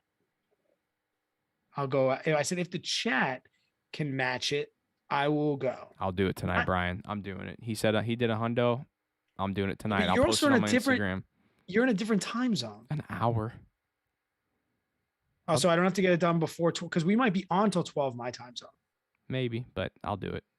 What was I saying? I don't know. I feel like I was on a roll. This whole podcast is just. Are we scrapping this whole shit? No way, dude. This is just a random podcast. Who cares? This is what we do, man. Was I saying? What was this? Was it saying like it's good? Ah, man, what was it saying? I was on a roll. Dude, half the podcast I listen to is literally this. It's tangents. There's no storyline to it. It's just you talk. Like, don't edit any of this out except the COVID part. Well, what's the COVID part? You should have been on the live stream. Start stretching, Jerry says. Dempsey's got 10 on it. Dempsey's got 10. What does he say? Leave all the afternoon. Wait, leave all the afternoon for exercise recreation. Facts. Yes. Boom. True. All right, fuck it. That's solid. Tonight. Let's do it, man. I'll start tonight. So let's do this. Robin's got 5 on it. There we go. I got 5 on it. Since we're tangenting, can I pee? Because I gotta pee. Yeah, go ahead. I'll kind of ramble on while you're peeing. But what was I just saying though? I have no idea. Because we have to end this podcast. Well, dude, I got a couple other things I want to touch on real quick. So go ahead and go pee, and I'll kind of ramble on what I want to touch on. And Dave's got 5 on it. Oh man, I'm gonna have to. I got 5 on it. I said 10 people 5. All right, so that's 20 of the 50. Oh, I'm gonna run a mile tonight. Shit. I got 5 on it. Okay. So I hope Brad's recording this still while he's taking his pee, going on his little potty break. But I want to get serious with you guys for a second, because this is something that has taken a toll on me big time. I've put on some weight, the past couple years, and it's something that I've struggled with, because growing up, I've always been a pretty active guy. I was a big wrestler. I wrestled in high school. I played football too, but wrestling was my sport, and wrestling kept me very, very in shape. It was a weight-conscious sport, and now that ever since, really, probably right before I had Mason, so a little over 4 years ago, I kind of lost my touch of my physical self, and it's really taken a toll on me, and I think that's another reason why I've kind of been struggling lately, just like because like when my business was booming, I'm like, oh, cool, I kind of put the health on the burner because I need to focus on my business. I need to focus on growing this. But now that the business is struggling a little bit, and my health is also wasn't the greatest, and I gained a bunch of weight, and I woke up feeling like shit, and I had, I'd bend over and tie my shoes, and I was losing my breath. Like that's not how you're supposed to. That's not how you're supposed to live. So finally, I woke up one morning. And I said, "F this, man! Like I'm done. I'm over it. I'm not doing this anymore. I got to make a change." And now I've lost a little bit of weight. I'm trying to eat a little healthier, and I still eat good food. I still eat like fun food. We call it with Mason. We call it fun fuel. I still eat fun fuel. I still eat my chips, and when we get cookies from the grandparents, I'll eat a cookie or two, and but it's all about moderation. That's all it is. And well, maybe I'll save to wrap this up whenever Brad gets back from his little potty break. But I do want to say is this: when you're physically getting better and you feel better physically, your mental self is helping as well. Because even though I'm kind of down in a little rough patch right now, the fact that I wake up feeling a little better and knowing I'm making a change, and my face is looking a little skinnier, and I'm getting the comments in my YouTube channel asking like, why am I losing so much weight? Like, like that makes me feel better. And I also feel better when I wake up. And since I'm feeling better, I'm feeling more motivated. Now, the hard part is sticking to it. I'll be the first one to tell you. I've said it already on this podcast, guys. Like, it's all about, you get motivated for like every one of us. I know this is going to happen. Everyone who said they're in for the mile run every single day or walk. All of us are so pumped right now because it's new. We're so excited. We're like, oh, this is a new challenge. I'm going to challenge myself. Most of us will make it probably a few days, 3-4 days. And then our minds are going to start playing tricks on us. And we're going to wake up, and the first thing we're going to think about is like, I really don't want to run this mile. I don't want to do it. And I don't have to do it. I can easily sit on this couch and turn on the TV, or I can make me some nice big old biscuits and gravy. Do I really need to run this mile? It's not that important. I'll just skip one day. I'll run it tomorrow. And then the next day gets here. And then you're like, okay, well, I missed yesterday, so I guess it's really not going to matter if I miss today either. So what the heck? I'm not going to run today. And then the third day happens. And the third day you're like, okay, well, I missed the past 2 days. Running this one now is not even going to do anything because of what I've ate the past 2 days. It's not going to run anything off. Now I'm just wasting my time. This is 10 minutes of my time wasted running this mile. Why am I even going to do this? And now you can see how this is just like a snowball effect. It never stops. And then, like I said earlier, the days turn into days. The days turn into weeks. The weeks turn into months. The months turn into years. And it's just this never-ending process. And guys, this is the same exact thing that can happen with your money.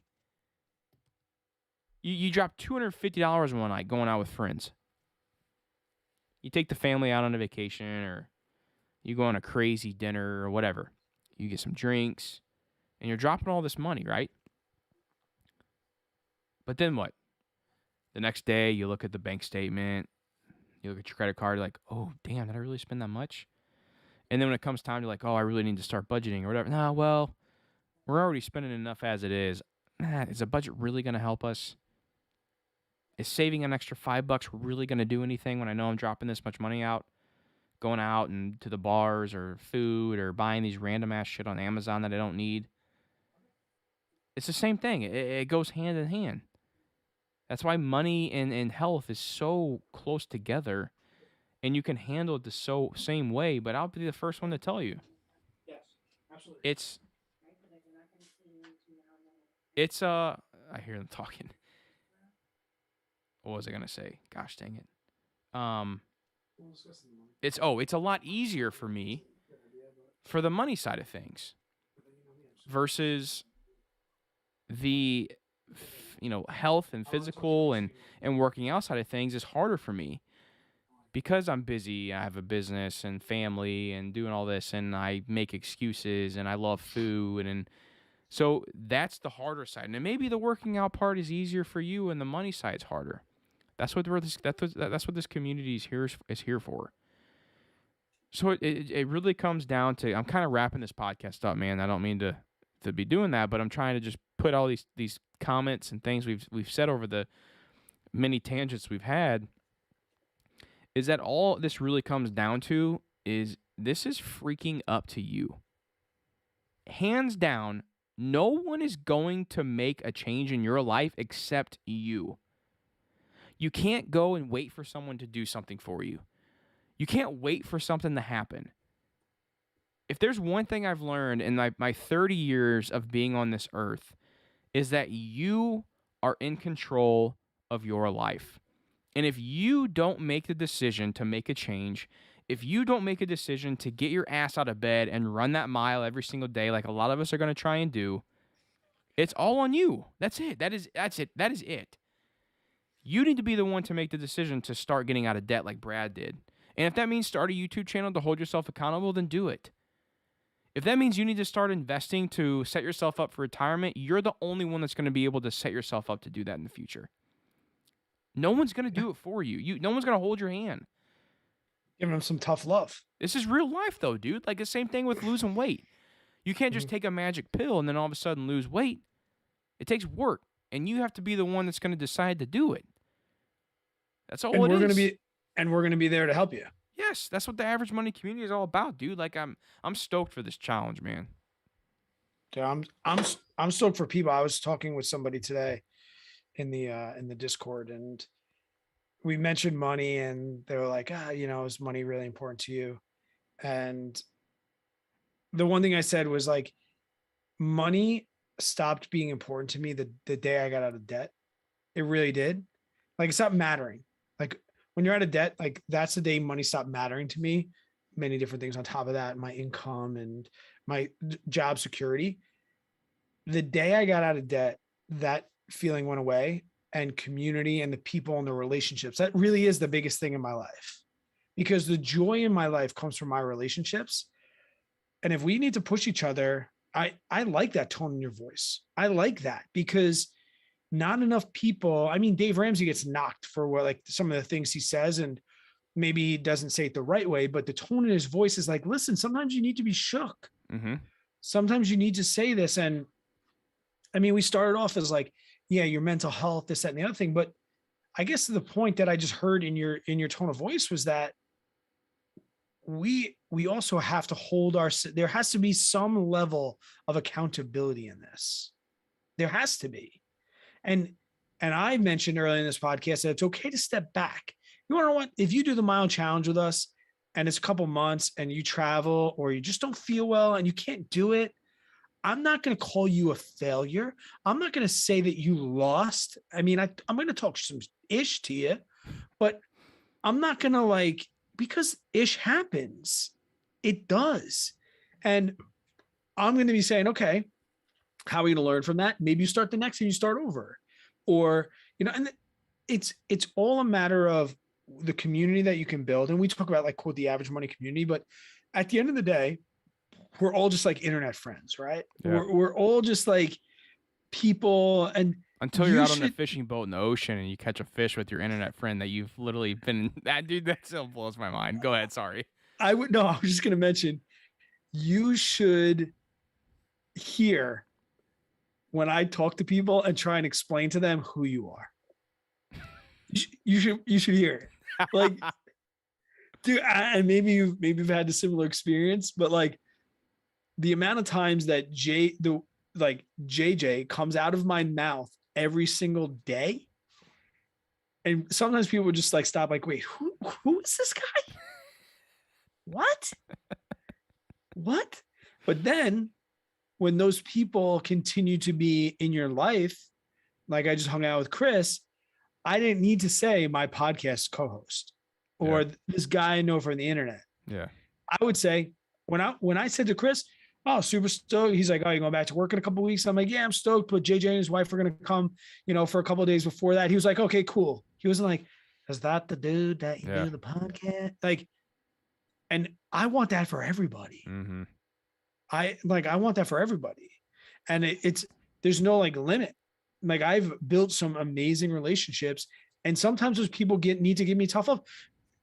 Inside my Discord, I have a group of 8 people that when my Discord first started, we did like a Zoom thing and we had to stop it. Well, I didn't add people. We haven't added people probably since February last year, but they gave me like an intervention the other day where they were like, they listed a couple things that I needed to be aware of and that like I needed to self-reflect on and focus on. And like, I needed that. And they were like, oh, Brad, I don't want to come off as, I'm like, no. Like if this is something I need to hear, then somebody needs to be the one to tell me. Yep. And sometimes somebody needs to be the one to be like, yo, get out of debt. Get out of debt. Yeah. Or, hey, go for a walk. And it's these things. There's not enough of us out there that are looking introspectively at each other and the people that we care the most about. Like, I wish I could go back and say, Mom, stop smoking. I wish I could do that. We can't now, but I could think about it like I could stop. I used to be a cigarette smoker. My whole house was. I was the house. If you think about it, JJ, you weren't like grown up in the 90s.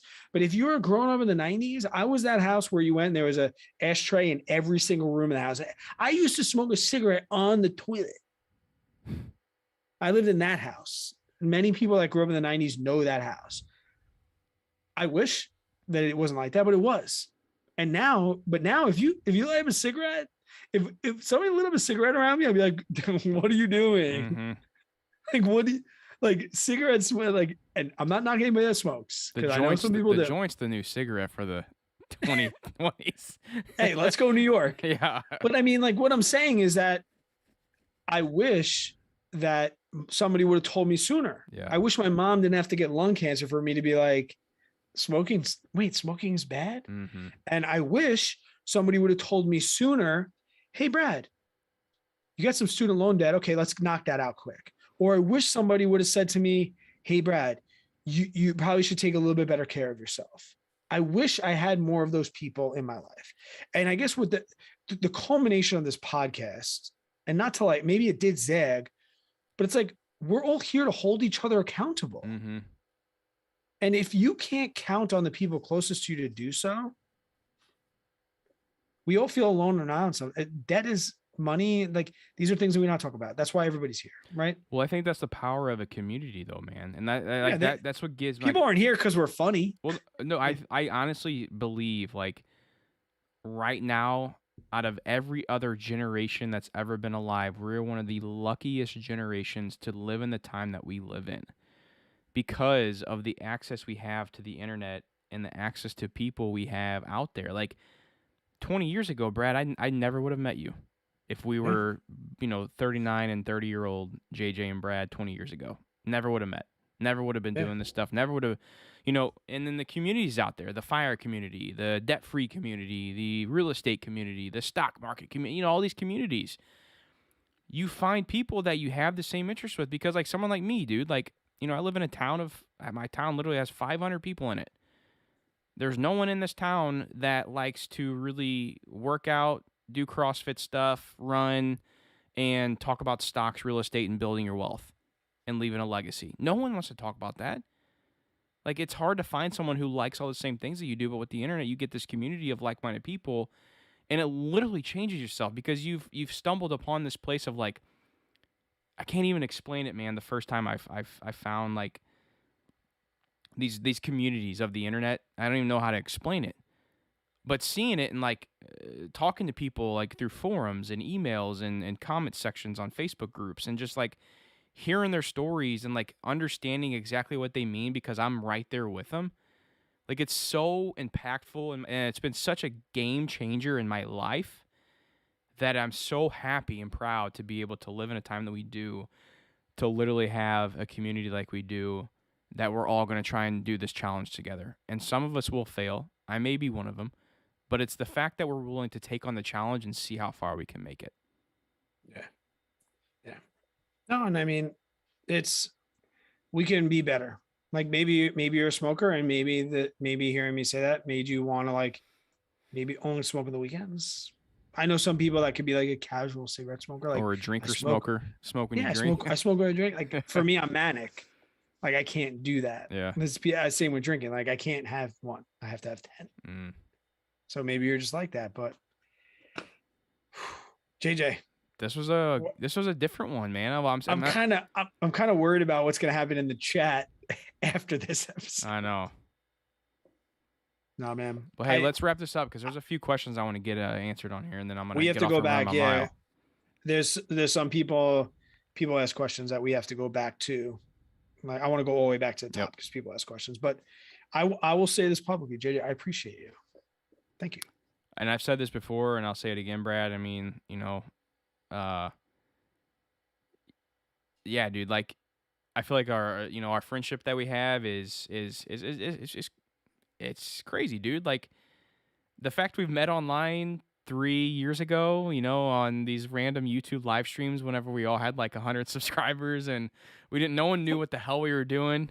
We were just like, oh, this is a fun hobby. We're not, really doing anything, just telling our story. And here we are, dude. Like I consider you a best friend, dude. So I think I unlisted our Tuesday talk that we did 3-4 years ago because it was hurting the algorithm. If you want that, maybe I'll post it in the Discord or something like that. That was a good one. It's funny. But it's funny to listen now to our podcast and then see what it was like when we first had our like actual interview. Well, that was the first time we ever spoke. Like we had been in email, and I think I think we've done maybe one live stream before that. Maybe in a group setting. Yeah, that was our first time ever. Me and you, just like straight up, talking. Yeah, and I'll never forget because, as I said, the competitive side of me. Full disclosure, like I remember when I had 500 subs and you had 350 subs, and I was like, "Who's this younger guy with the beard? Who's this peasant? Who's trying to take my subs?" And I was like, "Oh, he's from a flyover state. I'll take care of that." Then you got successful, and I was like, just wanted to hate you. And I was like, why is his channel exploding with so many subs? And then people are like, he's actually a pretty nice guy. And I'm like, no, he has more subs than me. He cannot be a nice guy. Oh, dude, it's so funny, man. And who knows what the hell the next 3 years are going to bring. If we had to if I had to post a 20-second snippet on Instagram to promote this episode, I'm going to let you do that, and then I'll sign us off. So I'm going to post a 20-minute snippet of why somebody should listen to this episode, like a little plug. So can I be honest with you? Yeah. Go back to when you were gone. Okay. Yeah. All right. Yeah, man. And we need these everyone. So we're kind of venting a little bit. We are. And you want to know what, guys, in the chat, like, as silly as it's going to sound, like this running thing, it might like change my life. Never know, dude. Never know until you do it. We're going to find out. We're going to find out as soon as we get off the live stream. I'm running my mile. Guys, thank you so much. Tonight. All right, go ahead. Sorry. Guys, thanks so much for listening. As always, yeah, I mean, you can knock us in the reviews if you want, but this is what you're going to get. We're a bunch of average guys. Sometimes we talk about beer. Sometimes we talk about mental health and fitness. And most of the time we talk about money. But I think overall we talk about how we could just all be better people and just be nicer to one another and just have a great day. And I'm actually going to plug my YouTube sign off. I'm going to say, guys, until we catch you on the next one, stay positive, work really, really hard. And always, please, I beg you, just be kind to other people. Have a good one, y'all. What an episode, man. Was that an episode? That was an episode. Guys, this is what you get. That's what you get. This Brian, is the Average Money Podcast. Brian, I didn't want to call you out, but yeah, man. Maybe we just go. Maybe we smoke on the weekends. Start there. Unless you're like me, like when I went plant-based and when I quit smoking, I just had to stop. Like I couldn't do. My brother Gerard, he like did the whole he stopped smoking where he went from a pack a day to a pack every 3 days to a pack every one day. Like he went slow, like a pack a week, and then he stopped. I couldn't do that. I was like, don't even put it near me. And then once I stopped, whatever. But man, I don't tell people to stop smoking because I think they're bad people. They smoke. I think a lot of people that started smoking didn't know. Yeah. Like when it was just accepted in my family, kind of like drinking was. I know I should stop drinking too, but it's fun. Yep. But I want people to stop smoking because I want the people closest to me to live forever. My mom, she made it, this many days, so that's really why I want, but it's hard. It's hard to tell people that, like, it's hard for me to say, Brian, I wish you didn't smoke because I hope that one day it's weird and we have our kids like playing together. It's hard to say that and sound genuine and this was the thing, same thing when I went plant-based. I was like, oh yeah, I'm plant-based. I keep really strict nutrition. They're like, dude, you're a plant-based eater. And that's like, you want to live forever, but you're drinking 18 beers on a Wednesday and doing all these other things and staying up late. And I'm like, I understand that side of the argument. I understand that. Yeah. So it's not that I was being a hypocrite, but you can't really preach things unless you're being perfect on it. Right. So I get it. And as a former cigarette smoker, I want people to stop smoking because I want people to live forever, because you don't know. I know Brian maybe doesn't have a kid, but like, dude, you don't know your kids yet. And even if you're not planning on it, it might still happen, and all right. So there was a couple of things that I mentioned. We'll talk about the most recent ones. What'd you wrestle at? Somebody asked that. Sophomore year, I wrestled 152. Junior year, I dropped down to 145. That was rough. And then senior year, I actually wrestled up real heavy at 171 because there was 2 state champs at 152 and 160. And those are my 2 weight classes for senior year. So I had to wrestle up because I couldn't beat the guys out of the weight class. And I wasn't losing weight to go back to 145 as a senior. No way. Especially senior year. No way, dude. And guys, I do want to say that we are going to bring people onto the Zoom call for the final cheer. So if you're sticking around, you might want to let this ride. Yep, that's for sure. And then we're all going to go run our mile. Son of a bitch. I got to make that group. I'm going to make a group inside Strava. We have questions. Hold on, let me just run through some. A lot of people we have a lot. Do you want to talk while I look through the chat? Do you want to give the current status of our real estate offer, or did you mention that? Do that? I can do that. Okay. Hang on one second because I'm trying to load. Somebody asked about S corps. I'm an S corp. I know you don't have that. No, I'm an S corp. Oh, you are an S corp? Yeah. Are you sole prop though, or you're a corporation S corp? Yeah. Because S corp is a tax filing, so like you can be an LLC S corp or a corporation S corp.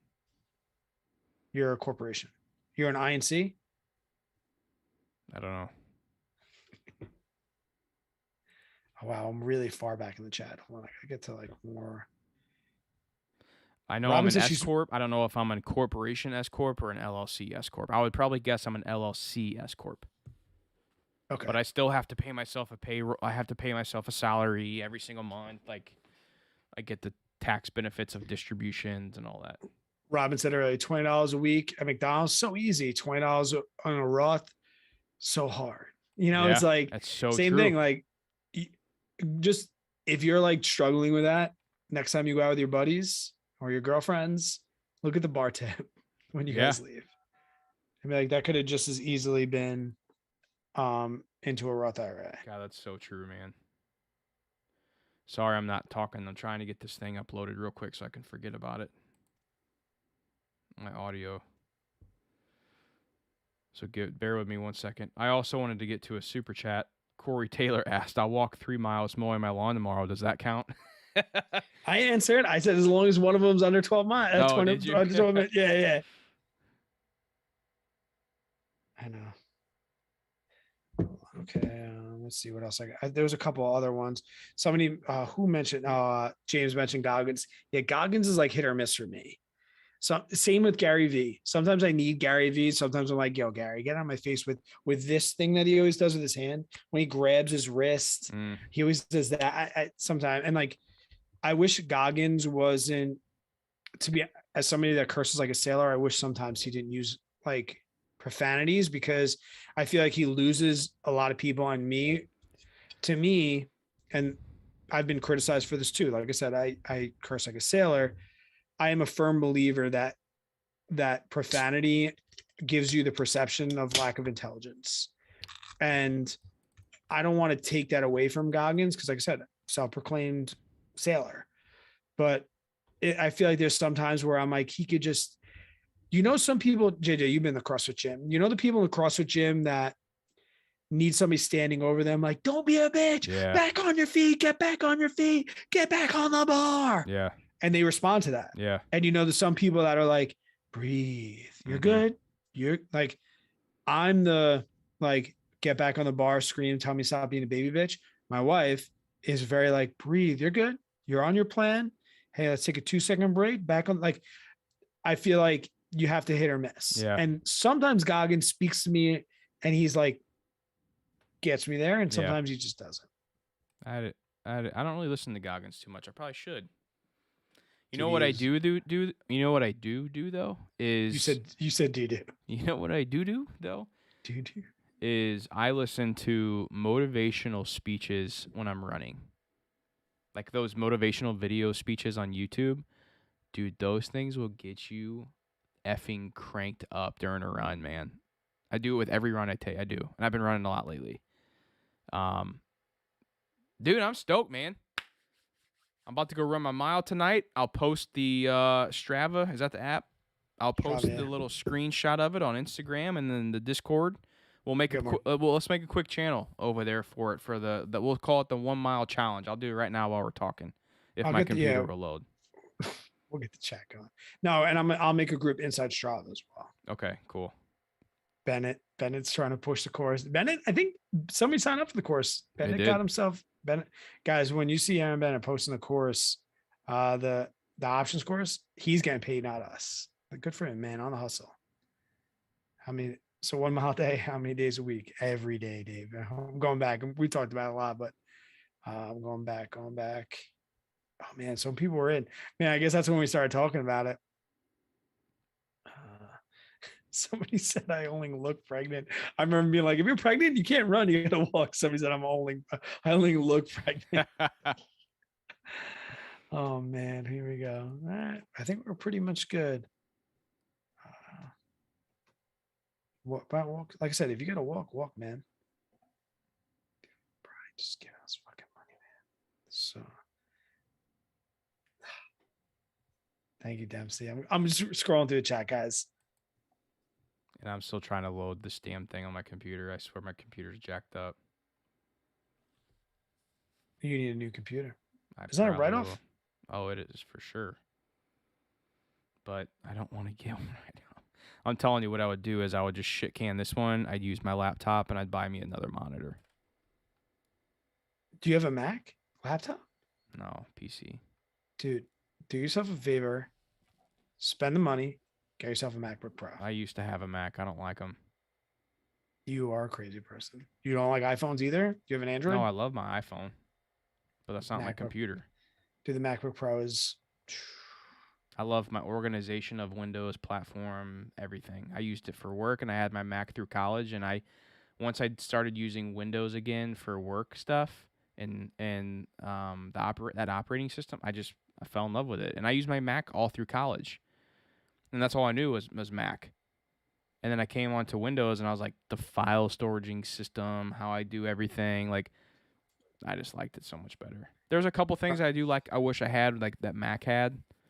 No viruses. Yeah, that is definitely a good part. That's definitely a good part. Clean operating system. Yeah. Brian said, what if I kayak 11 miles a day? Nope. It's not the Doesn't challenge. count. Doesn't count. If you want to start yourself a kayaking challenge, I'll be out tomorrow. Oh man, I'm gonna run the same route that I did when I did the 24-hour challenge. It's gonna suck. The worst part, so JJ, you've been to my house. When you come out of my house, there's like the high school's right there, and they have like this big like lit up board right outside and it flashes the time, and I have like flashbacks of like when I was running. I get to the end of my block and it was like 2, 3, 4 a.m. But then as I got slower, I'd get back, I'd like do the loop, and as I'm entering my block, I'd be like 4:12, and I'd be like, no. That's how I knew like how fast I was Mm. running with that 24-hour challenge. Oh man. Can I? Somebody said never heard of David Goggins. He's been around. David Goggins, former Navy SEAL, and he's won the Badwater, which is like a ultra marathon through Death Valley. You know what my loop is? My mile run. I got to The take crick this.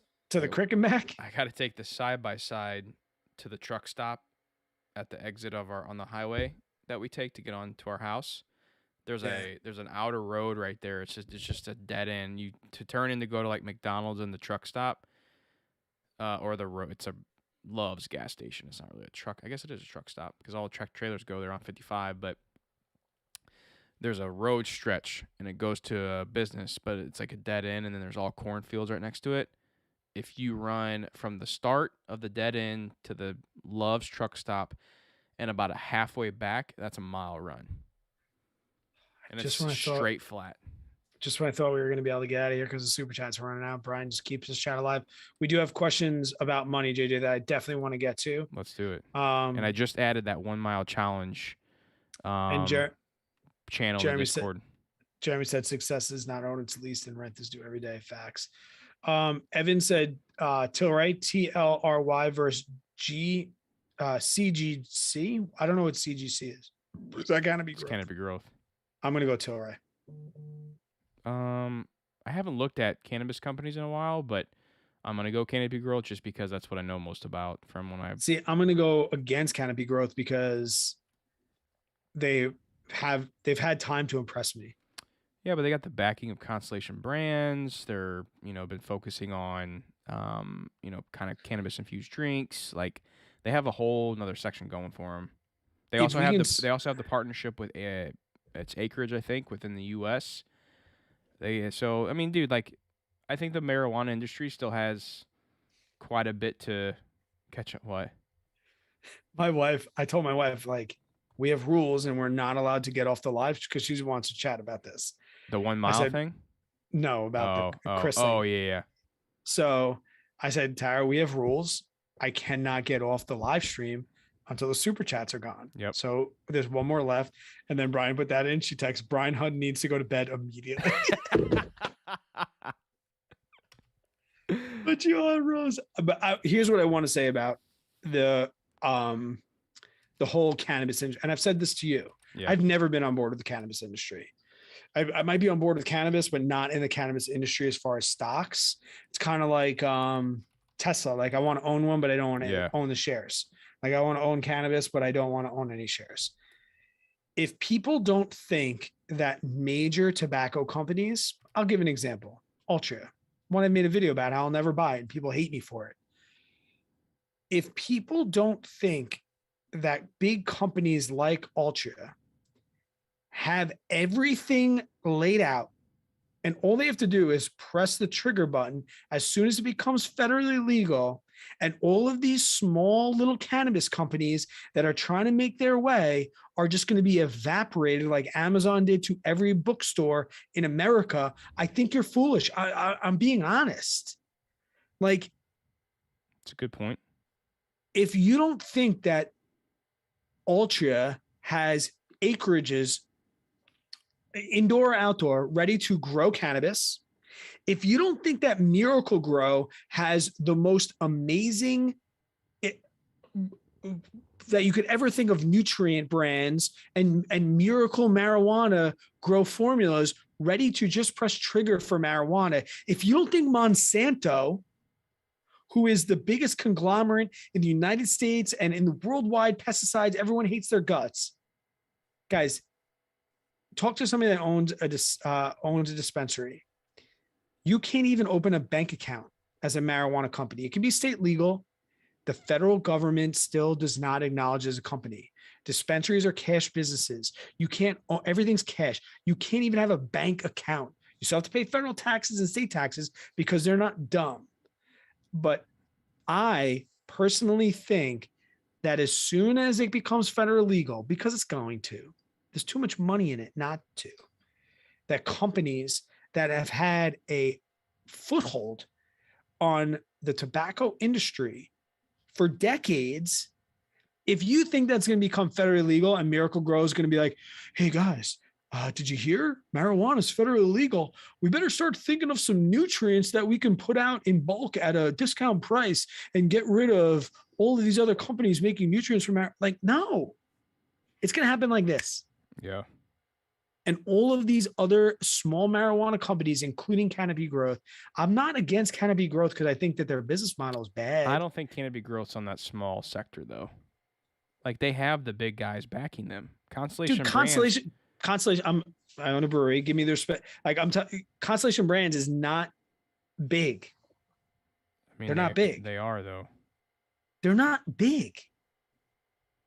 AB InBev is big. That's big. That's the difference between rich and wealthy. AB InBev is wealthy. Constellations is rich. So Constellation Brands has a $41 billion market cap. AB InBev? I mean, it doesn't. I'll look it up, but it's still $41 billion is not small. Related to Sam and related to AB InBev. Boston Beer Company and AB InBev. 103 billion is Budweiser or AB InBev. Okay, so almost triple. Double. Almost a little more than double. Closer to triple. No. Right in the middle. 2.5. What about Sam? Boston Beer Company. I still don't think that size right there is not going to. They would not be able to eat them up as a competition. No way. Because you got to think about it. Just because that's what Barnes and Noble. That's what Barnes and Noble said to Jeff Bezos. Well, no, that's totally different though. Like AB InBev isn't all just in the cannabis business. Like Barnes and Noble was 100% a bookstore that got beat out by another bookstore that did it better. What we're talking about is completely different. We're talking about business. You don't think Altria Group is going to? You don't think Altria is going to produce and maintain marijuana and marijuana distribution better than Canopy Growth? I don't know. all of the things that go along with it? I think they maybe to start off with could definitely be better and more productive because they've been doing it for tobacco, but I don't think that they would put them out of business. No. How do you push people out of business? Better, easier production, faster productions, and lower cost. Price, yeah. But you also have to have a good product. And if Canopy Growth can come up with good products using Constellation Brands backing, then they're going to be able to stick around. Find out. We will. Now, those other smaller companies, the little rando, little mom and pop shops that are like trying to be big manufacturers, yeah, they'll get beat out easily. Yeah. Or they'll get bought up. If Canopy Growth was coming into a new industry, I think so. I think I would be much more bullish. I'm very bullish on the Canopy. I'm very bullish on the marijuana industry. So am I. I just don't think that the companies that we think are going to run and be the leaders in the cannabis industry are those. I think it's going to be the tobacco industry. Yeah, could be. Because, we're going to see. Trap Cracker, great question. And a loyal listener and subscriber. If you had to pick 3 mutual funds, what would they be and how would they be allocated? Do you think, JJ, do you think you and I have the same 3? Probably. All right, go. First and foremost, VTI. Yes. Can we use VOO interchangeably there? Yeah. I'm still VTI, but go ahead. Okay, there's one. You have to pick 3 because I would stop there. But if we have to pick 3, go ahead. 3. Go ahead. I'd probably go VUG. Or MGK. Yep. Yep. Okay. And then if you don't know what that is, VUG is the growth ETF. Vanguard Growth ETF. And then I would probably go. I know it's coming.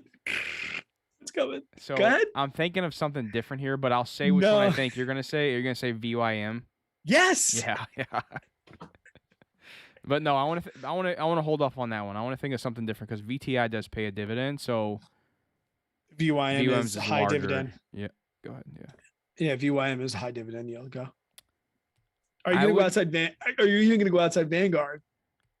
I would probably, dude. Like, I would maybe stick like 10% in an ARC fund, Oh, stop it. I think I would. You just lost 25 subscribers. I Stop was it. I'm doing worse than that in real life. So Story of the day. yeah.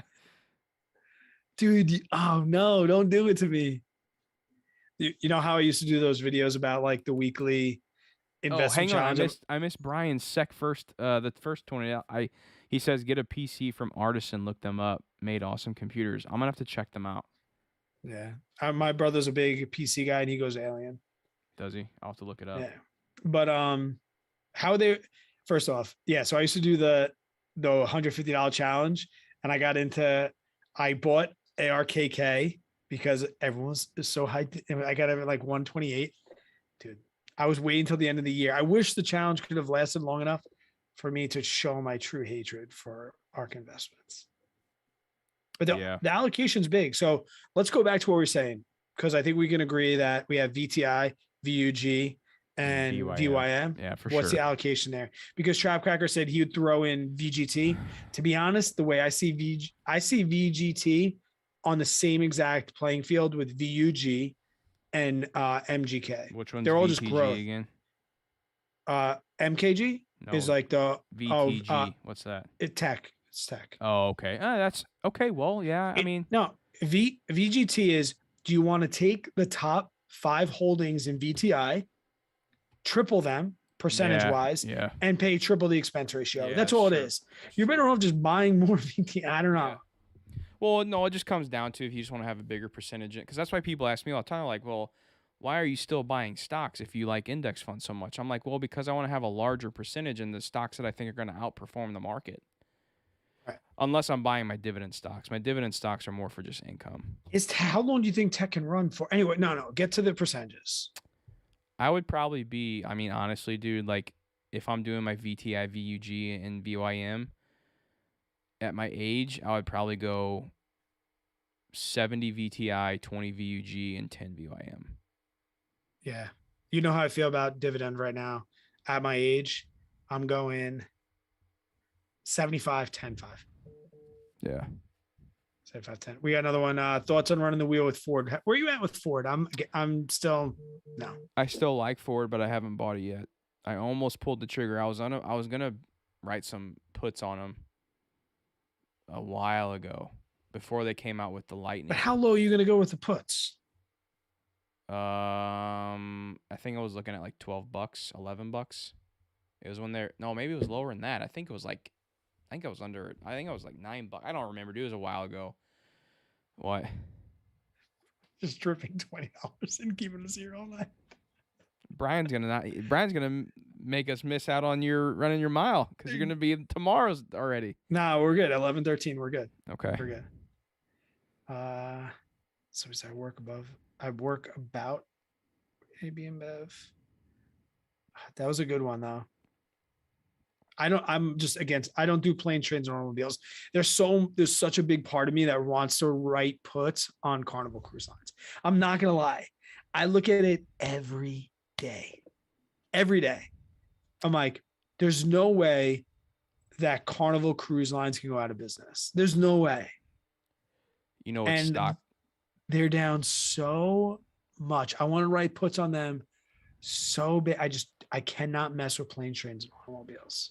I cannot mess with any sector that can be bailed out by the government and is open because, I mean, granted, Ford and Tesla did not get bailed out during that. What Elon Musk says all the time, like us and Ford are the only auto industry that did not get bailed out during the big bailout. Granted, fine. I do not like that Ford, their number one selling car, pretty much the thing that runs our business is the F1 pickup. And they want to compete with themselves by making an electric version of that, which probably isn't going to be that great. It's going to have lower range. I just don't like what Ford's trying to do. I don't know. You know, one stock I'm kicking myself in the ass right now for not buying, and I almost pulled the trigger back when we had the little dip back in June when that was, or maybe the beginning of July. Upstart. I don't know much about them. They're like an AI lending firm or an AI lending company. I'm actually have a partnership with them on the YouTube channel right now, and I almost bought them at 103, and I actually almost bought them at like $60 last year, and they're trading at like 200 and something right now. They had earnings come out this past quarter. Their revenue is up over 1,000%. Brian said he's long arc, and I would love to hate on it, but this guy is he made the money with the AMC. Like he knows, he does research. So he said that he has 200 shares at 70. Is that ARKK? That you have 200 shares at 75.28? Oh man, 75.28 doesn't suck. I got in the first of the year. I think I started getting it was like 128 ARKK. I just know Michael Burry just shorted ARKK. At this point, I think like Michael Burry is like he's a pump and dump. He's a pump and dump in the opposite direction. He tries to get people to, you know how people like pump and dump, so like they'll hype a stock, it goes up and they sell off. Yeah, I feel like he talks shit about a stock, and he buys puts on them, and then they dip, and then he makes the money that way. Yeah, I mean because he's the big short guy. Yeah. CCL. Yeah, I've jumped in and out. I do not. Oh man. Dude, I'm not gonna be able to buy any stocks for a while. Jeremy, I don't start school until after Labor Day. I'm in a real estate. So Jeremy said, Brad, you're gonna be drunk and sleepy at school tomorrow. No, I don't go back to school till September 7th. Wow, that is late. But then again, we don't get out till July, so that's very late. Wow, usually we're out in May. Jeez. When I worked in Arizona, we got out right because it was hot. We got out right after May. Hold up, are we doing this cheers before I go run my mile? I figured we'd lock it down once these super chats are gone. We do cheers. Do you want to start to get them in? Might as well send the link out or get the links from emails. CCL is not a plane, train, or automobile. It's I'm not going to call you a liar. I mean, Brett. He's not wrong. It's all right. So he's not wrong. But you know what I said. You know what I meant. Yeah.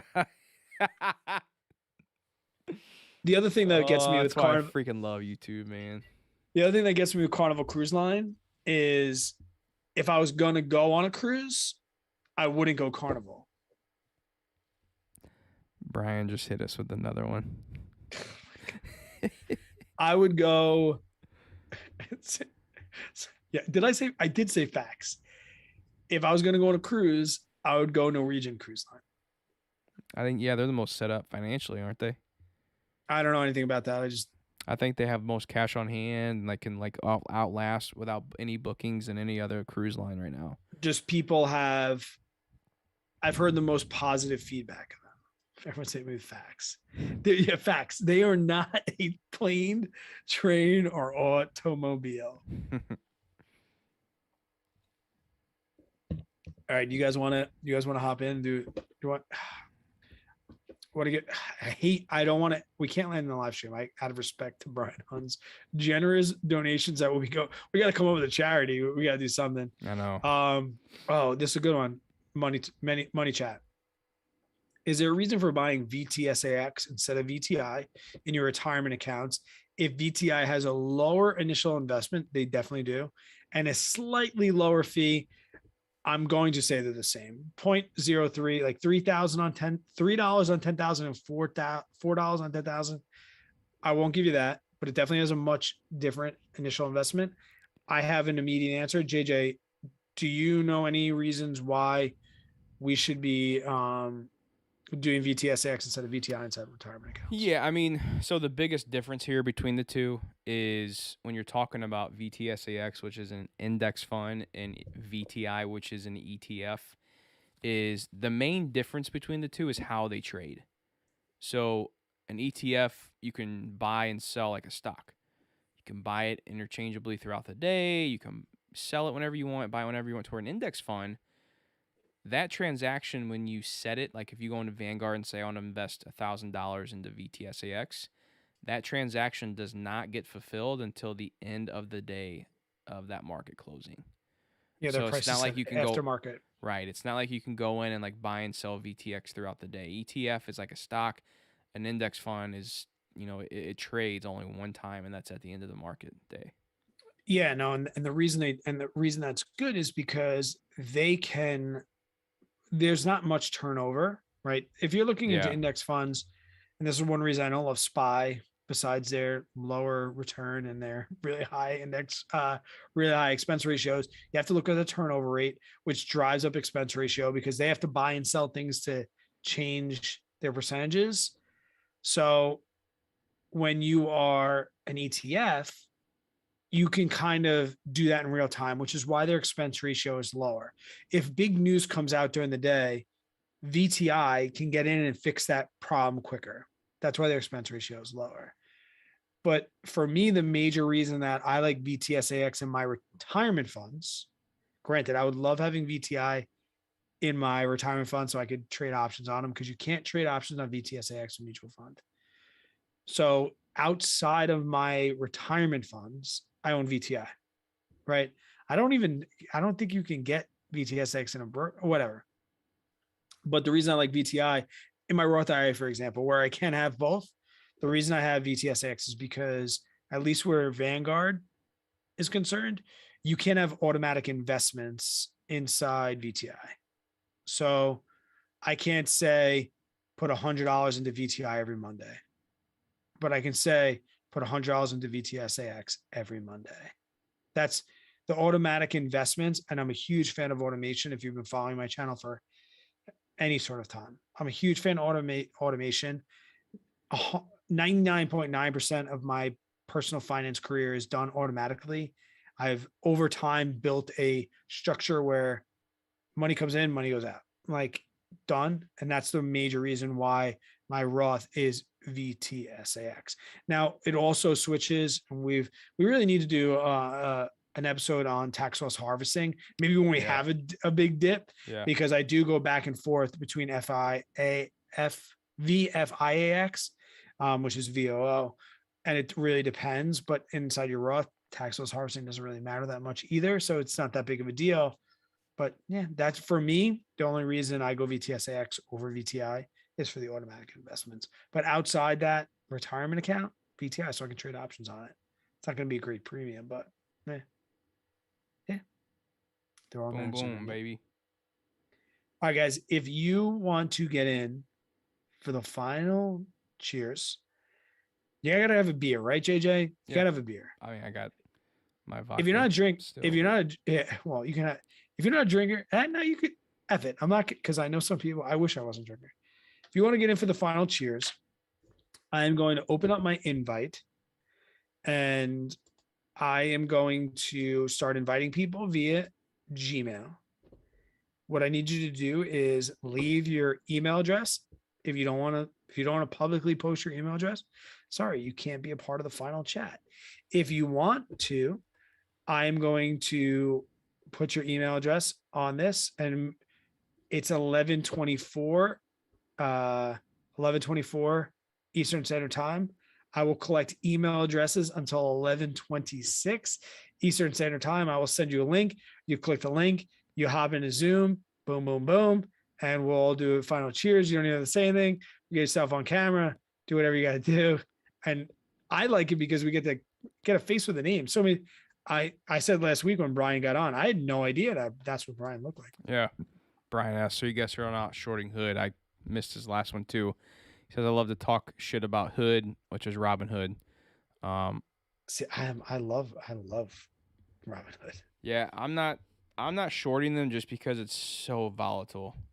So volatile. It's hard to call that, man. Like, they could do well. They could do very well. They could be they could be looking at Robin Hood 20 years from now, they could be a life-changing company.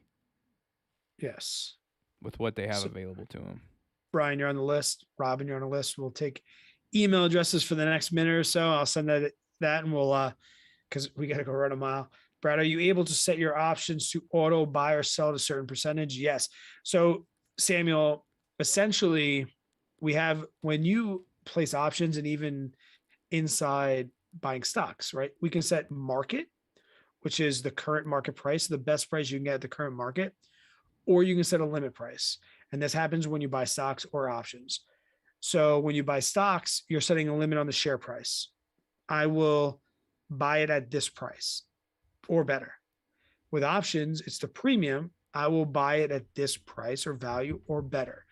So let's say, for example, I buy an option, I sell an option and I get a $10 credit. I want to close that option according to my personal guideline to 75% profit. I immediately go in and set a buy to close at 0.25, right? So, oh no, it would be 0.025. Let's make it $100 for number's sake. Yeah, make it easy on yourself, dude. So you sold at 0.10, which is $100. I'll go in and do a buy to close at 0.025, $25. So if it gets to that certain percentage, it will automatically close it. You just want to set a limit order. Long story short, I've had a couple of beers now. It's a limit order. That's it. Does Robin and Brian want to get in the final cheers?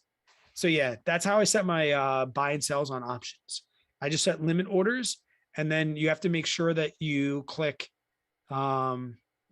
keep open until close, because a lot of times they default to close at the end of the day. You have to set them to stay open until, yeah. 30. I just realized my camera is set to shutter speed of 1/50. It should be 1/60. Anyway,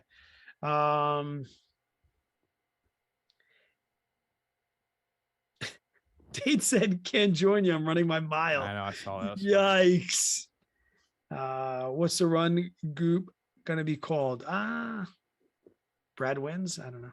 Oh Jesus, average money would be good. Just leave it at that. Well, no, I'll make it known. I'll put it. Maybe I'll make it and then I'll go run and I'll put it in the description of my run. Then you could join that too. Oh, where's Corey? Did I miss Corey? Someone said Corey too. Brian, Robin. I don't see Corey's email. I don't see Corey's either.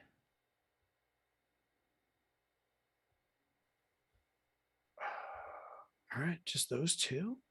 I'm gonna send them. All right, here we go. Brian, Robin. Here we go. I'm sending them out. Let's do it, and then we're gonna run our miles. And then Brian, my email is jj@bucknermedia.com. Yeah, what does JJ have that I don't have? He wants to talk to me, bruh. Average runners, I like that. Oh, that's a good one. Yeah.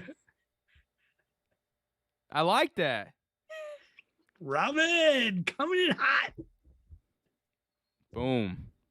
I will say this though, this will not be the mile with the most amount of beers I've had in me. I don't know.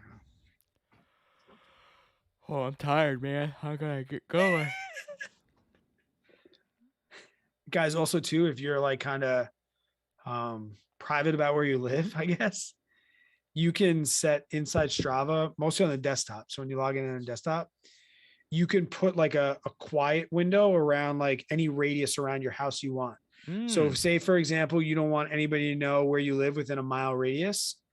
Every single time you go for a run, it'll still track that distance, but on the map, it won't show your little line within a half mile. I have mine set to a half mile. So if you do your mile inside that half mile, nobody will see it, but it'll still show the distance. So I need to do that. Brian Hunt, what's up, buddy? Did you fix your audio? Your audio last week was crap. Oh, he's connecting. Are you here? I'm good. There we go. All right, mute the live stream so you don't echo feedback. And unless you're hearing us here. Yeah. I got you in my ear. Yeah. Awesome. Robin, where are you at, Rob? Oh, Corey. Oh, damn. Did Corey want to get? I'll invite Corey quick. Hold on. How did I You want me to meet it? No, you're good. I thought you were feedbacking for a second. I gotta get Corey in here too. Corey. Brian, did you get my email? I haven't checked it. What is this? No, I secret just stuff said- data? I said it whenever you were getting jj@bucknermedia.com. Oh, okay. Oh, sweet. Okay. Corey D. Taylor. Corey's got a lot of lawn mowing to do tomorrow. Corey D. Yeah, where did we? I didn't. I'm a What? lot sober than I was last week. You and me both, brother. that makes everybody. Corey, I'm sending yours out too right now, Corey. I was pretty shit faced last week. I think we all were feeling pretty good last week, bud. Just like to say, I like to use the word bent. That's a good or spagoo Oh, or no. spagoo or Shit- spagoo. No, shit faced. Yeah. Spagoogled. I know. I can tell you were a lot more. You coming in with only the $5 and $20 super chats this week. That must mean you were sober this week. Schwasty Yeah. faced. Schwasty it's all faced good. is my go-to.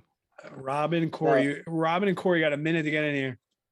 No, So I think- I really like donating to y'all though. I mean, no matter what. I mean, even if I am having a couple of drinks like tonight, I mean, I'm not drunk, but I love y'all live streams and I love what y'all do and I love to help the cause. you I know? appreciate it big time, man. Oh, it Well, really- it please really does know, help. as we mentioned before, it is all going to go to charity one day. We don't know what that charity is going to be. We have to wait till the end of the year. But thank Yeah. you. We really do. It's not a big deal. We appreciate the generosity. No, Robin, are you it's guys getting fine. in here? Corey, where time, you man. at? Robin, Corey, where you at? She said she's coming on in, Coming on in. and then I gotta Coming go on run in. my mile. I'm gonna run it like So this. you're really gonna go run tonight? Starting it. Yeah. Yeah, dude. You told me- you told us me to. to. I'm a man of my word. Who's gonna win, JJ or Brad? And you got to give me some sort of 10-year handicap. This guy's young. Oh, well, then you've definitely got me beat. I'm a No. slow ass runner, dude. Are we taking it easy? How old are you, Brad? 39. I'll be 40 in March. I'll be 38 next month. Gotcha, bitch. Barely, but What are you born in? What are you not born in? a lot. 80? What are you born in? 83, 84? Come on, man. 83. 83. 10, JJ started- 16, 83. what are you? 10, 16, 83. Ah, my mom's So not 10. next. My mom's 10, 16, but not 83. She was like Ah, 76. okay. Yeah. That's cool. So we got something in common. Date, it is 12 minutes. We gave a 12-minute pass for the first month, 11 minutes after that. Oh, Corey's getting in. Corey, are you he's trying to figure out the audio. When you come in, you have to say use computer audio or something like that. Yeah. It's right on the left. Yeah. Like all the way down on the left hand corner. I as a teacher, I take for granted that like people don't really go on Zoom that often.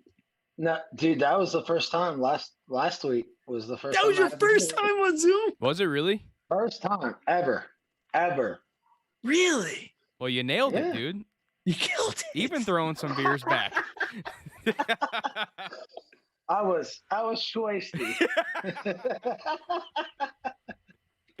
Oh, that's so funny, man. Are you on your phone But- now? Are you on your phone? Yeah. Turn your phone landscape. Okay. You'll have to probably lock it if you have your.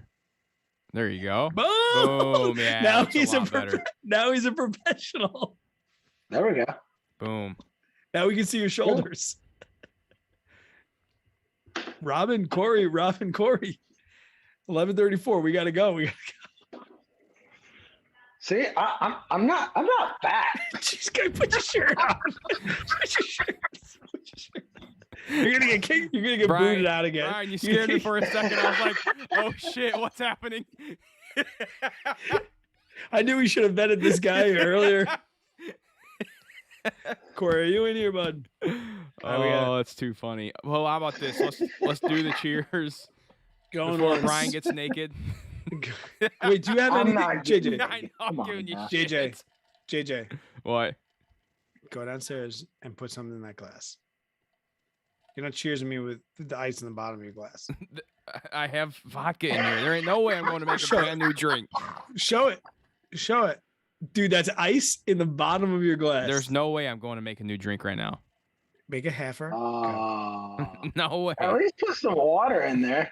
Yeah, come on, you're faking it right now. Hang on. Let me see if I got a beer in here. Hang on. Grab a bad beer. Brett said, Nope. "And you're sober, Brian?" There ain't no way I'm walking my ass down there to put a drop on there. No, I'm cheersing with this. But there's There's nothing no in drink. there. Yes, there is. There's a drink in here. Drink your drink. You're all thinking about the mile. You're like, I'm not gonna make myself another vodka drink. Yeah, I got a Because I mile to gotta go run the run. mile. I do. It's gonna kick my ass. Corey, you in here? He should have audio. He's not muted. Where is he? Got it. Oh, Oh. I heard him. I heard him too. Got a beer. No video.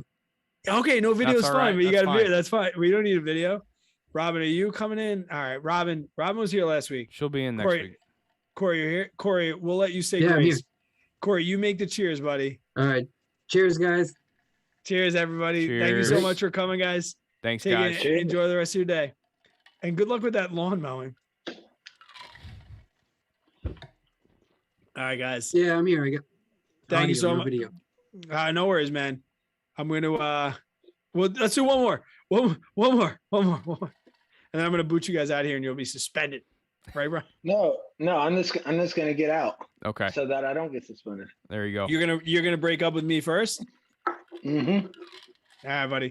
Take it easy, guys. Bye. Later, bye. He's removed. I'm getting Corey, the, Corey, thanks so much, man. Have a great night. YouTube. Take it easy. Thank you, everyone who stuck around, watched. We really do appreciate it, and we'll see